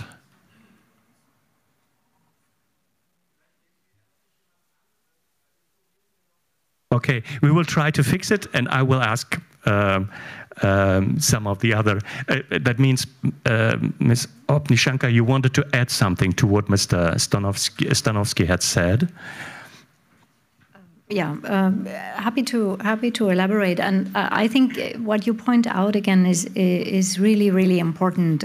We sometimes forget to mention that of course recovery has many different dimensions, right? And we look at it not with regards only to physical infrastructure and rebuilding destroyed buildings, but in a much more comprehensive way, that it also includes the economic recovery that you were mentioning in the agricultural sector, of course, continuing to farm the land, to clear it of mines and explosives, but that also make sure that the economy continues to function, to provide jobs, basically, and income for people. But also importantly, maybe the social recovery side, which I think often gets a bit neglected, but is very important in the longer run, maybe also the shorter run, actually, because people very often, when being displaced, need immediately support. There are also, of course, vulnerable groups and parts in society that need support the elderly people or families that have been dislocated. These aspects require, because they have such a large scale in Ukraine now, where just earlier I was in a discussion, I was told that actually probably 1/3 of the population will have already acquired some kind of post-traumatic stress syndrome. So the need for social support, for social recovery measures, for also funding, support to society for people to deal with the impact of the aggression, the Russian aggression on Ukraine, is of tremendous importance. We must not look at recovery only with regards to buildings and roads and bridges that are being destroyed, but it's really important also to maintain the social fabric. And again, this happens in the communities on the ground, where people stand by each other, where the needs of people are expressed more closely, and where then in the city councils very difficult discussions have to be taken of how to support the people in your community and what are the most important needs. And this is why it is indeed important to think about how funding reaches the municipalities. It is very difficult to bring funding from the state budget. There are but means from the EU, from the donors, from civil society support, from municipalities, as you were pointing out, to also support the communities on the ground directly. And that is very important, complementary to what can be done from the national level. Maybe now I bridge the gap. Yeah, we try the second time, Mr. Kachka, once again. Thank you for your patience. Hello. Can you hear me now? Yeah, we can hear you. Great. Just in short, once again, we're talking about reforms on the way to the EU accession. Ukraine is in a very difficult situation. You have to fight a war, and on the other hand, you have certain demands from the European Union, standards, reforms, etc. To which extent this can go together, both, and might be some reforms have just to wait because it's not possible during wartime in war condition? Yeah, I think that we have a really good intellectual community in this gathering, and so that's why I'm even more happy that you can hear me than you are, so that, and you glad. So, and you know that in my let's say reading, I once discovered a sentence from Slavoj Žižek about his experience of writing books during war in Yugoslavia, and someone asked him how you can do this, and he said that that in the darkest day of war in Yugoslavia, a lot of people tried to save them by living as normal as possible. And this is, for me at that time, it was something like a discovery. So now we live through the same experience, Russian aggression and constant shelling, so that they really bring traumatic experience everywhere. So not only on front line, but on front line and in cities like Kharkiv, it is like 24/7 a nightmare of war. But for people, it is important to live as normal life as possible, because they don't want to give up, because if you give up on your daily life, then you lose war. And that's why we need reforms. Ukraine is a state in transition, final stage of transition after planned Soviet economy of all life, not only industrial or business, but generally all the dimensions of life. So our society transformed into something unique, Ukrainian society with its traditions in different regions. So the local communities with decentralization, with more, let's say, life on the local level, and less planning, less centralized state.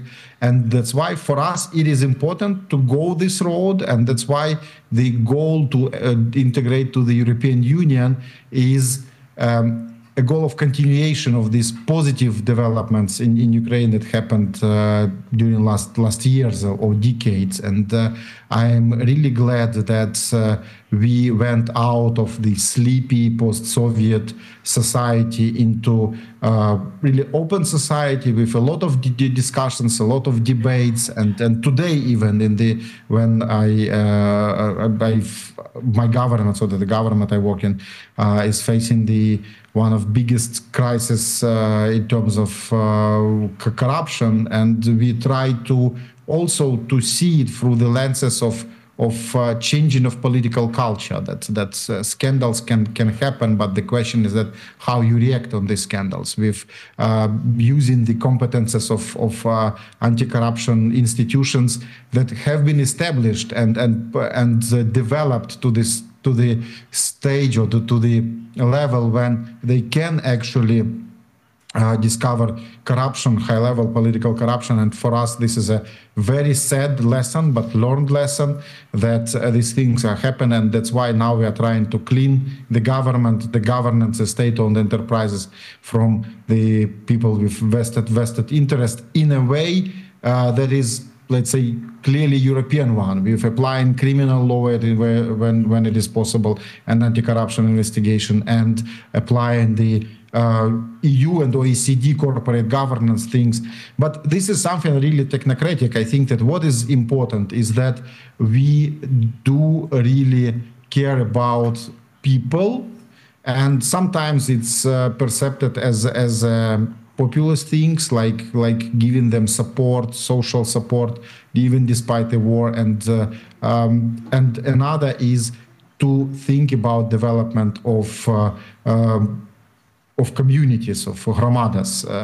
And it is important for many reasons. Ukraine faced a profound shake of Ukrainian society. A lot of IDPs are changing the demography in local communities around the state. We have bigger cities, so that the cities like Kharkiv and Dnipro actually grab a lot of people from small cities that are closer to frontline, and they are getting bigger. That's why urban life is more important. A lot of IDPs are moving from East Ukraine to Western Ukraine. That's why life in small communities, traditional communities with values, rather conservative values, is also shaken by people from other regions, and it also requires some care and also more local policy. So all these things require continuation of reforms, and we have a lot of motivation on this, and that's why it is not like so it's easier to assume that we will go the path of reform. It is more difficult because Russia is destroying a lot of infrastructure and a lot of networks that are necessary for normal function of society, like energy grids or railways. But at the same time, you see that Ukrainian society is fully functional, and I think that it's also a sign that we are not giving up. That's why we continue reforms. Maybe some applause for you. I just want to stress that here on the podium, when you weren't here, everybody was especially, or expressed especially, that reforms, the pace of reforms in Ukraine so far is really great.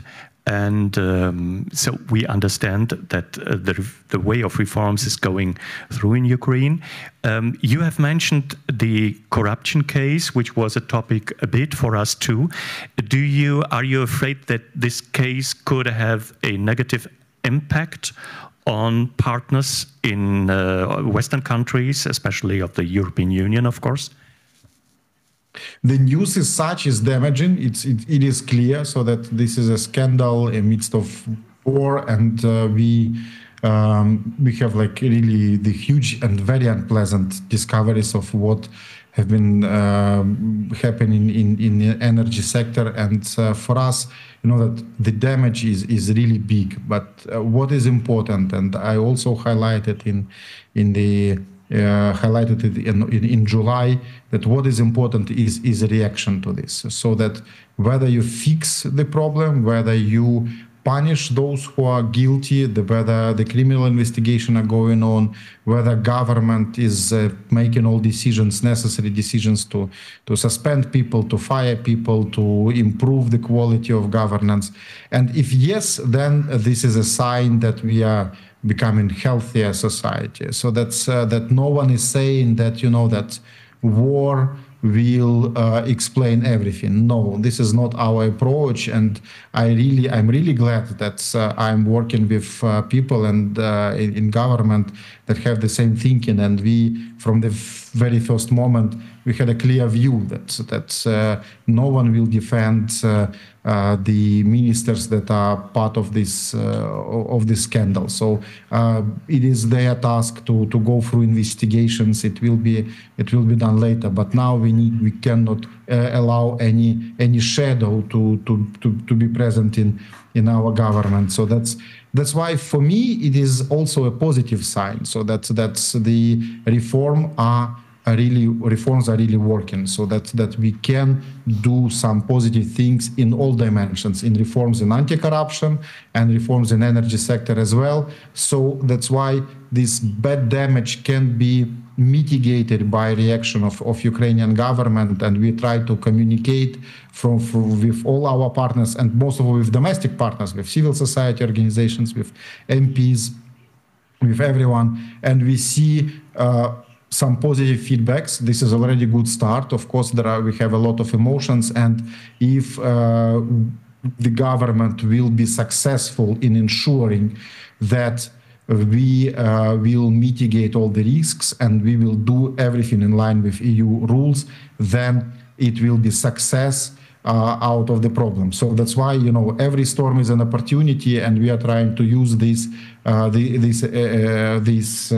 approach, but it does not neglect the fact that it is really damaging to have these such cases in time of war, when we really depend on financial support of our partner, because we are calculating every hryvnia to send to the front line. So that's why we are even more irritated on the fact that these things are happening. Thank you. Thank you. Do you still have 20 minutes to be with us, Mr. Kachka? Yes. I'm with you till the end of this session. Yes, so that when you will say that I can drop off, I will do so now or later. Thanks a lot. Because we now go over to questions from the audience here, and might be there will be questions to you too. We still have about 20 minutes. So now is the possibility for you to ask questions to the speakers. We have microphones, and I don't see a lot.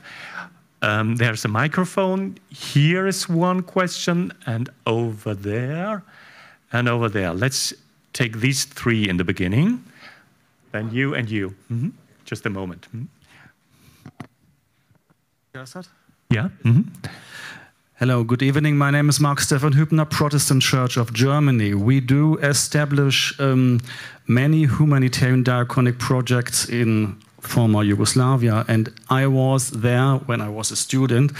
So you mentioned we are facing the same, or almost same problem topics and we have experienced 30 years ago, with human security in post-Yugoslav areas and a decentralized recovery organized also by NGOs, by churches, by other organizations. So I think we should see how we can imagine the experiences we have made 30 years ago into former democratic, free Ukraine. I'm responsible, for instance, for Slovenia. The Protestant organization supported humanitarian aid to more than 25,000 people. Addition now, a couple of thousand Ukrainian refugees, which are all mainly refunded by NGOs, not by the Slovene government, not by the Federal Republic of Germany, but by the Protestant Church, by the GAW, Gustav Adolf Werk, excuse to say it in Germany. And we are very proud to develop more than 600,000 euros in Ukraine for humanitarian aid. So my question is, how could we find this together in a perspective way? This is a question from your perspective to whom, especially? Yes. To whom? Well, to everyone. Okay. Okay, we collect. This is the first one. Then we had a question here in the first row.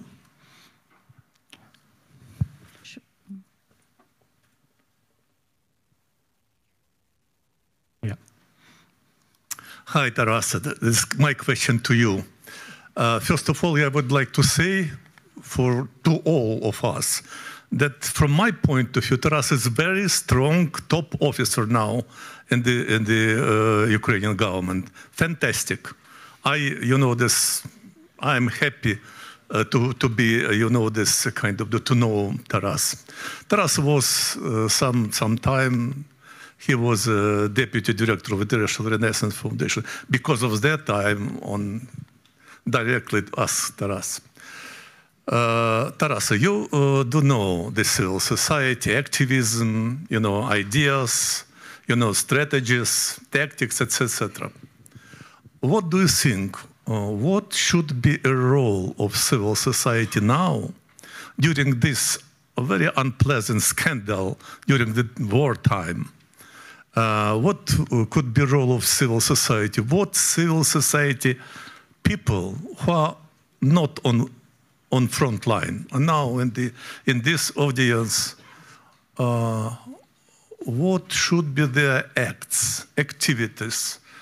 What we should do now to, to raise people to go on the Maidan and, demonstrate against the government, or to do something another? You are a very experienced person. Please advise us. Okay, we take a third question and then we come back to all the speakers. Good evening. Can you hear me? Well, good evening, Alexandra Koider, Kyiv School of Economics. I have a question to all four speakers, if you could reflect from your level of governance and your perspective. So the question is, what themes would you see as useful for municipal cooperation between Ukrainian and German and Ukrainian and Polish municipalities in terms of EU integration and the EU accession of Ukraine? So could you be as specific as possible what themes, topics, kind of projects could be subject of such municipal cooperation to increase, to make faster European integration of Ukraine? Maybe we start with this question because we still have it in the ears. So this is a question, which kind of municipal cooperations could be the best way on the way to EU accession? Who wants to start? Yeah, go ahead, Mr. Lukov. Дякую. Є певний розрив. There is a gap between, maybe it's mundane, but I have to say it. So we have a lot of very big residential buildings. So this is a difference between us and European Union and even Poland. Ukraine has these huge apartment buildings. So, and we have to help those people, the inhabitants, and we have some very successful projects about reconstruction. We have a program about energy efficiency, the equipment of these buildings. But we need this expertise on the same level from municipalities. We understand in Germany it's mostly private or it's been rented. We have also the Polish experience. It's a mixed situation. It's a little bit more similar to us, but we have these notion that the people only own the apartment and the rest they don't care about the cellars or the stairs. And so this management of these buildings, it's a very big topic for us on the local level. And it would lead us, it would help us to grow as society and to be more responsible in managing of these very big residential buildings. We need expertise here, and it would be maybe a step towards integration into the European Union, because we need common projects here. I don't want to take your time. From the position of the practitioner, what Lublin is doing in what areas? The culture. We cooperate with the culture institutions from our partner cities. It's about education. Now, school exchange is more complicated, but in 2 weeks we will have 30 children from Sumy staying in Lublin for 2 weeks. The energo-effectiveness. Wait, think about a moment. There is one country worldwide when you can talk with every housewife about energo-effectiveness. It's Ukraine. This is the only country where every member of the family understands how much energy is using each equipment, how much you have in your battery, how you can use that. Definitely worth to cooperate in this area. Water management, waste management, definitely. But I would also rehabilitation, something obvious, public transportation. But I would say the areas which usually we are not thinking about, e-governance. In Ukraine, e-governance also on the community, city level is definitely better develop that in Germany, France and Poland together. Finally, security. Believe me, my city is 80 kilometers from the border. The drones are getting us, Russian drones are getting to us directly from the border. The security issue, shelters, is not a joke for us at all. These were a lot of very concrete ideas too. You wanted to add something, Ms. Hopnichanka? Sure, no, just very briefly, but I think you outlined the most important areas of collaboration already, and this mirrors what topics are of interest to the German-Ukrainian municipal partnerships. So there are more than 270 by now. Of partnerships between German municipalities and Ukrainian municipalities directly. Some of them together trilaterally in a triangle with Polish municipalities. We're trying to get more of these trilateral ones, because then they become stronger even and connecting us within Europe.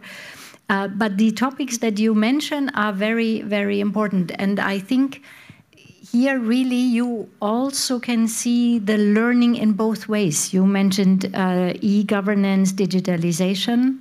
We can definitely learn from that. Defense, security, cybersecurity, very physical security, dealing with drones around airports and things like that. We can learn from, but also in terms of reforms, because, for example, in the health sector, where Ukraine has to now face very difficult decisions of how to provide health services and which hospitals to rehabilitate and rebuild and which not, because demography has changed in the country. People have moved. The same discussion is taking place in Germany just now, exactly the same one. How far is your next hospital? How do you transport people to get there if you cannot afford in a certain region to have a hospital anymore? So these are topics that municipalities find for each other and discuss jointly and find solutions together. Apart from that, I think there are many other different direct connections. So there are hospital partnerships, a whole network of hospitals collaborating directly. This is another way of enhancing cooperation. Municipal corporations, service providers, how can they learn from each other? You mentioned sewage and others. And these practical connections, I think, something that we can connect more also with the work of civil society and NGOs. We would very much like to try to combine these efforts and find ways how, and this is very unheard of, and we have to innovate a little bit, how when we look at a local situation, what is needed there, we can support you in finding the best way of fitting all the pieces of the puzzle together with NGO support, with support from businesses, and donations, private donations, with municipal partnerships and with government funds, so that you can figure out a good solution on the ground. And I think we want to be part of figuring out how that puzzle can be put together and how tools can be provided to municipalities to do this in the most effective way and not to reinvent the wheel. But there is a lot of learning with the shoulder-to-shoulder program and many others through the associations that you anyway are doing already. With the Mr. Kachka, I will come to you. By the way, a very important idea that we have talked about several times this evening was what we, for example, from a German or European Union perspective, what we can learn from Ukraine. And this was stressed once again. Maybe you want to add something, but there was also a direct question to you what concerns civil society in front of the background of the scandal in Ukraine. Yeah, thank you. First of all, I see that I'm like on a screen among you, so that also recalls some sci-fi novel from I don't know, 1920s or 1930s. Yeah, so that's for me it's still a little bit strange. So I apologize that I am online, and I would be glad to be with you. To discuss all these things, so that I think that I am glad that I cannot assume all the way of cooperation with municipalities that actually happen and their tradition, and this is extremely good news for me, because what is important for us is that transformation and application of EU rules is not a museum, it's not a cargo process. That's we are talking. So we are doing as well the transformation in the daily life of people, and it happens only with involvement of local communities and the gramadas. But there is one implication there. I think that what is important is the two-way road between the reforms in Ukraine on national level with application of EU rules, and especially on the let's say so-called markets of the things that are important on local level, like energy or heat or water supply.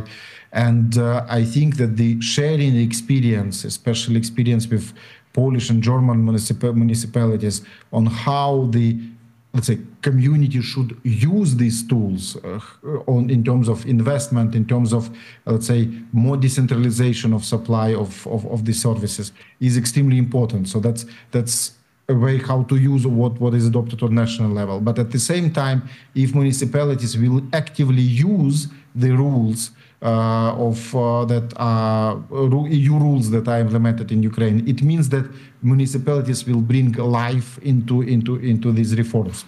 I think that is extremely important, and what is more important is that it can also help with current challenges. For example, decentralized electricity or heat supply with using equipment that can be, let's say, more tailor-made for the life of particular city or village is really could be a reply to a challenge of the destructions caused by Russian Federation. Then the particular question of Yevgen, so my really sort of gratefulness to all support that Yevgen provided to me for all my life, and also the years in the International Renaissance Foundation. So I think that civil society in Ukraine is extremely unique. So that's this is I think that the perfect mix of different cultures like American activism or European students movement activism, and as well some intelligentsia approach that also exists, like Central European phenomenon. So that's why civil society is extremely different in Ukraine and unique. And I'm really proud that we have this, let's say, field or dimension of Ukrainian society. What I see as being in government, and I see that, first of all, I will be glad if civil society will continue to criticize us, so that this critical approach, reassessment of what government is doing is necessary thing, not only government, parliament, president, so the government sensu largo. This criticism is extremely important. But then also there is another role of civil society in Ukraine as a source of knowledge of what should be done. And then it means that criticism should be combined with an no input into the reforms that are going on. We had this experience for many years. It started like many years ago, and I think that we need to continue the same way. The only thing is, as this is also what I always highlight, is that we always have a choice either to radicalize or not to radicalize, so in dialogue or in relation to government. This is a very sensitive element, since it is also a part of our public order, so that's the level of radicalization and criticizing the government to the level that leads also to resigning or change of power. So it's absolutely necessary part of our public order, but this is something that intangibly should be wisely decided by civil society as well. In my opinion, the conditions of Ukraine, and particularly war and Russian war, means that we need to be as wise as possible and to continue to be critical but constructively engaged with government. It is more important than just to pursue the interest of this criticism per se, yeah, as it is. So that's I try to be a little bit diplomatic, but for me it's very sensitive, because when a representative of government is talking about civil society organizations, it is always assessed critically as something that I do not trust, or civil society organizations or something like that. Quite opposite. For me, it is important that the only way to ensure legitimacy in Ukrainian public order, so that let's go beyond the legitimacy of government institutions only, but public order, we need engagement of civil society with all your roles and active engagement. Thank you.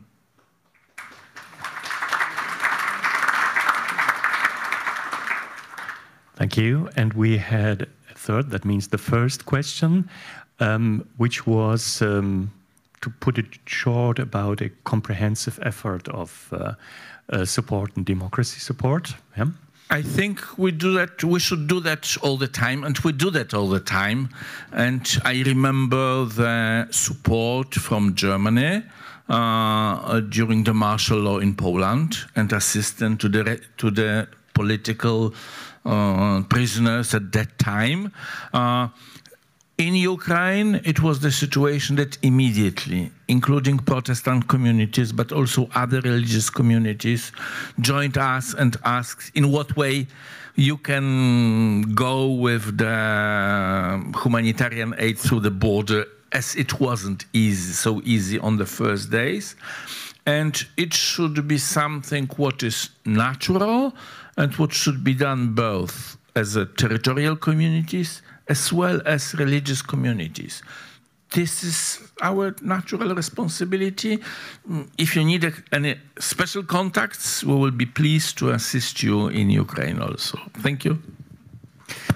I have to admit that I still have in my ears the words of Mr. Ambassador that we are so punctual in Germany, which might be a myth, but nevertheless, I would like to still have two but short questions, and then we have to go over to the next point, but two questions would be possible. Brief, if possible. Yes, I understand. Very brief.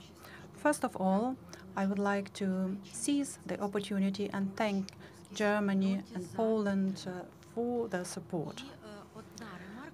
And just one question and one comment. The comment, I am a scientist and civil society activist. I would be happy if we could refuse like this wording like high-level panel or something. We could find something more democratic and not hierarchical names. And that was a comment and now question. In our community, we use and we also propose to use it for you, or explain why do you use renewing and not rebuilding. I think we are working on rebuilding new Ukraine. Thank you.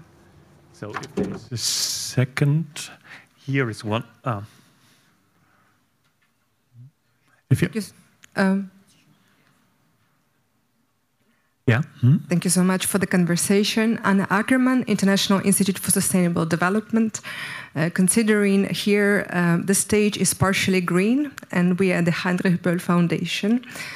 I wanted to ask about one aspect of human security, it's environmental security, which is also very important to deliver what is written here, the name of the discussion. How to balance environmental, economic, and social aspects in recovery. The Ministry of Environment was liquidated this summer, and we see the consequences of this already today.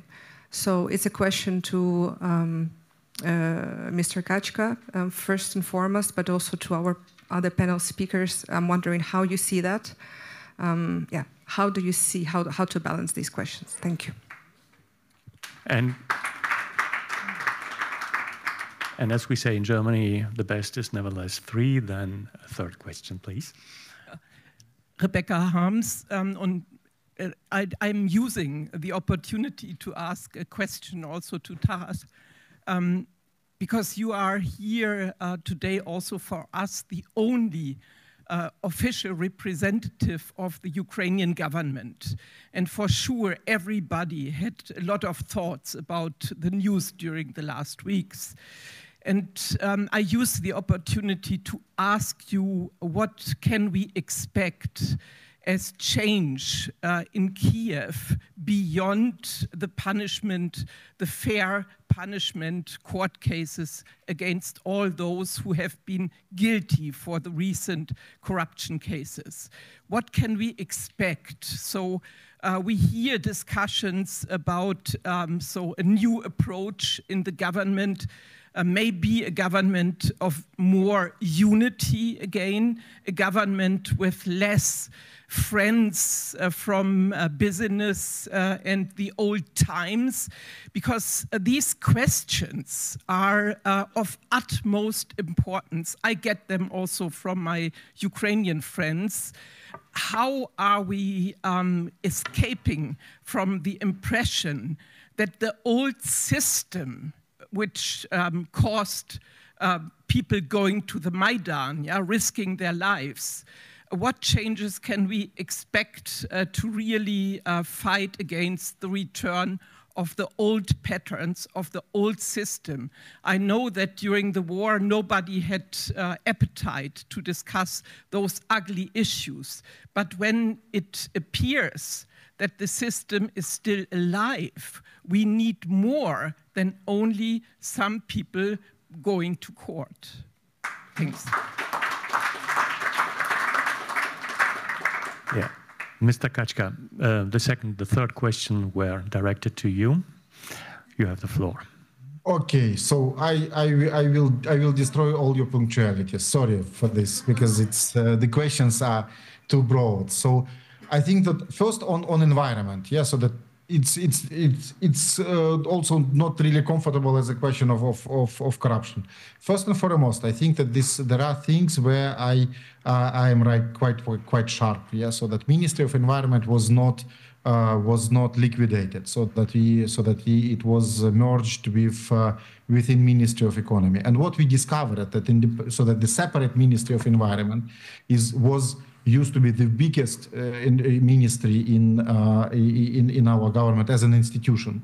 So that we discovered that we have only like several people, literally like 2 people responsible for climate policy, for forest policy, for a lot of policy making, and that's why we have a lot of majority of the proposals for exemptions and transitional periods in environment in our accession with the accession negotiations with the EU are related to the fact that we had extremely weak ministry, and we need to improve it. And what Ministry of Economy is doing now is improving the quality of governance in environment.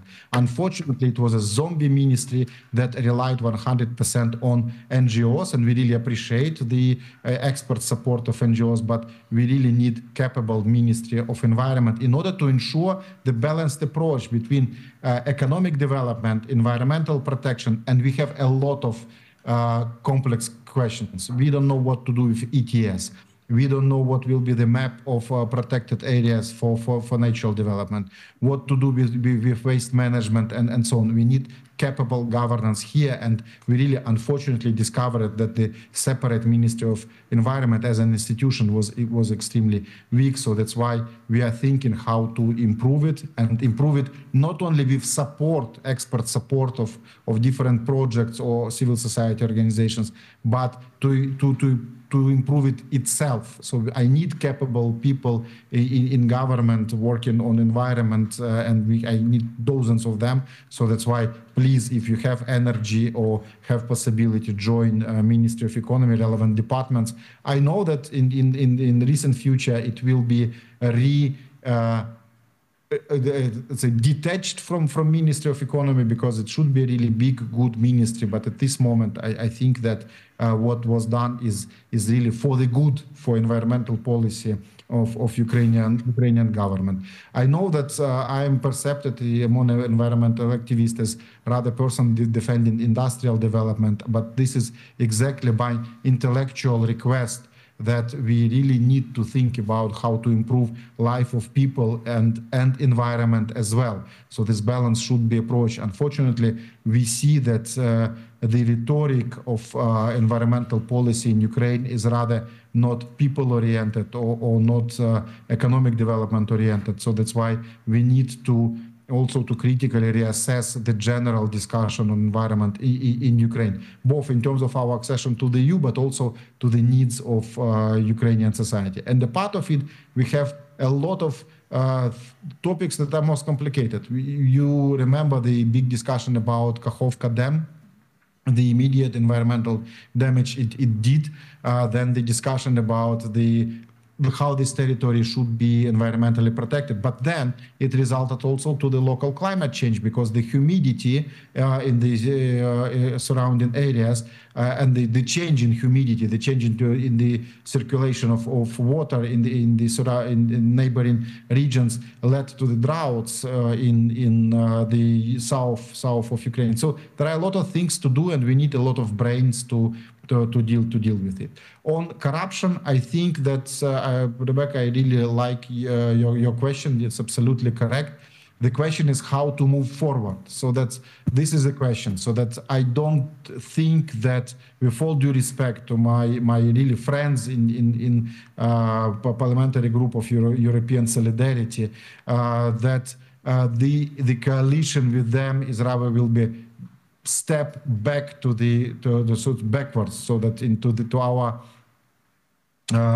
to our past, yes, so not for the future. I would rather look for improvement and inviting new people, more technocratic people.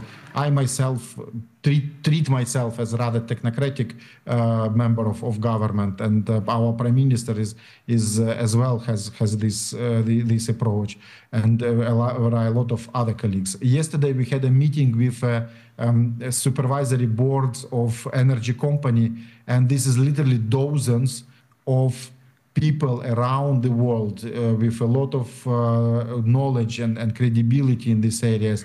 And we believe that this is as well a capital that we can use, social capital or intellectual capital that we can use for making things better. But then, of course, there is a classical question of legitimacy in the context of this scandal of the scale. This is a question to president, to parliament, and there are a lot of debates on this, and I think that we will see how things are developing. And my feeling for the moment, what I hear from debates, is that these developments will be very constructive and future-oriented. So this is my bet, my expectation, but we will see in forthcoming days how they will, whether they will become reality. Thank you. Thank you. And we come back to you. You can answer to it. I would like to start with Ms. Hopnishanka, and then Mr. Stanovsky, Mr. Lukov. So maybe just picking up on the question of the green recovery, because we were earlier talking about the different dimensions of recovery, and we spoke about the economic and the social already, of course, the physical of rebuilding. And the question, why do we speak about renewing or rebuilding, I think really goes to the idea and the notion that was by the Ukrainians already introduced at the very beginning of the full-scale invasion and the first discussions about how rebuilding should take place, that it is actually not just rebuilding how the past status quo was, but to move forward and build forward, or build back better, as they say some things, but I like building forward even better. So that goes with regards to the green recovery, to use of renewable energies, to decentralized approaches instead of rebuilding the centralized old ways when you look at energy, but it's also true for many other areas. And if I may comment on bringing the ministries together, maybe there is to a certain extent a potential of greening the Ministry of Economy now, rather than looking at the dilemma only, but there will be a dilemma, and there will be tough negotiations for sure, because sometimes you have to ensure that ecological standards are fulfilled. It's a challenge. I think we have to be very honest about this also in the current situation, when it is very much about fixing stuff quickly, that it's very difficult to uphold these standards. And there will be many more really challenging debates, for example, about land use, about repurposing lands, for example, about setting up new economic recovery zones. We're talking about tourism here, for example. We're talking about preserving natural parks. There will be difficult debates. And again, this brings us back to the local communities, because only the local communities will be the ones to monitor what's happening on the ground, and also to blow the whistle when they think, you know, there will be encroachment in national parks and things like that, when we talk about some of the ecological issues that are there. And therefore, we are so adamant that recovery has to be taking place and be led at the local level, and also monitored at the local level, because only then people can tell us whether assistance reaches them or not. Thank you. Mr. Stanovsky, we are in front of the buffet, so... Yeah.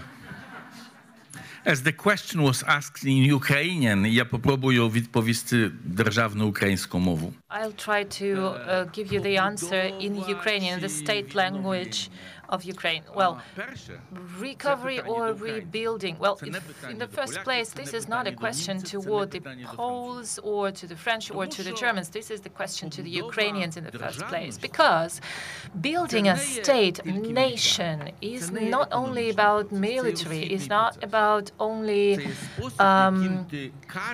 education and so on and so forth. This is the way you talk about your nationality and your sovereignty to others. Well, frankly, the experience from Lugano was not the perfect one. When they started talking about who is going to rebuild what, this was not a perfect way to do it. But we are looking forward for the answer, because eventually how this is going to be done, the Ukrainians shall decide about it. It will not be people from Brussels or from Berlin or from any other state, not the neighbors. On the other hand, I can remember me coming into prison. So it was about Solidarność, so this was long ago, and I don't know how this is to call in Ukraine. Like, this was a man who had a high rank among the prisoners, among the inmates, and he said, Mr. Stanovsky, I can tell you the first 10 years in prison are the most hard ones. Like, he was aware of what he was talking about. And this is the same here, like the first 10 years of rebuilding is the most difficult thing, but we are waiting for the strong Ukraine to arrive into our European communities of strong democracies. Thank you.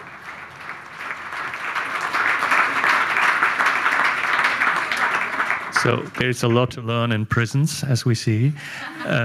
Mr. Lukov, you have the last word. Well, I can see the light from the buffet. Maybe they want to leave us without the lighting here in this hall.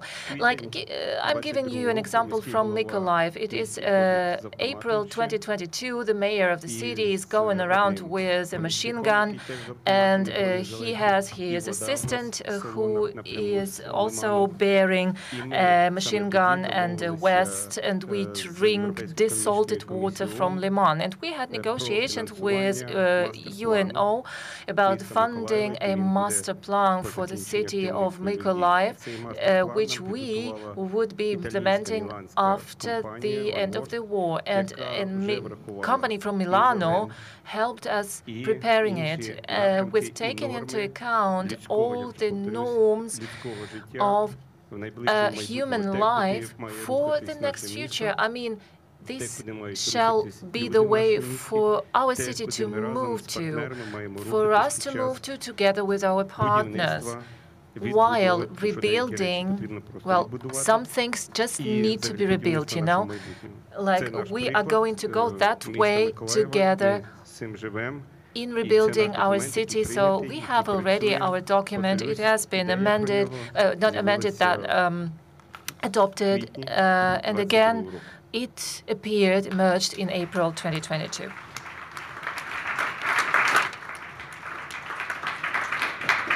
So I still need 40 of your seconds because I want to have some, or I have to give you some closing remarks. First of all, of course, I want to thank to all the speakers, spontaneous, non-spontaneous, offline, online. Thank you for having been with us this evening.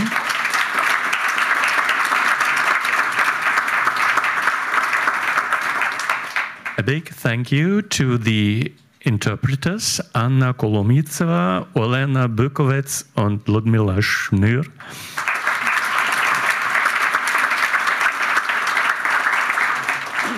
Of course, a big thank you especially to all those who organized this event, the whole Kyiv dialogue. I won't name everybody. I hope everybody feels meant and thanked you. This is an applause once again.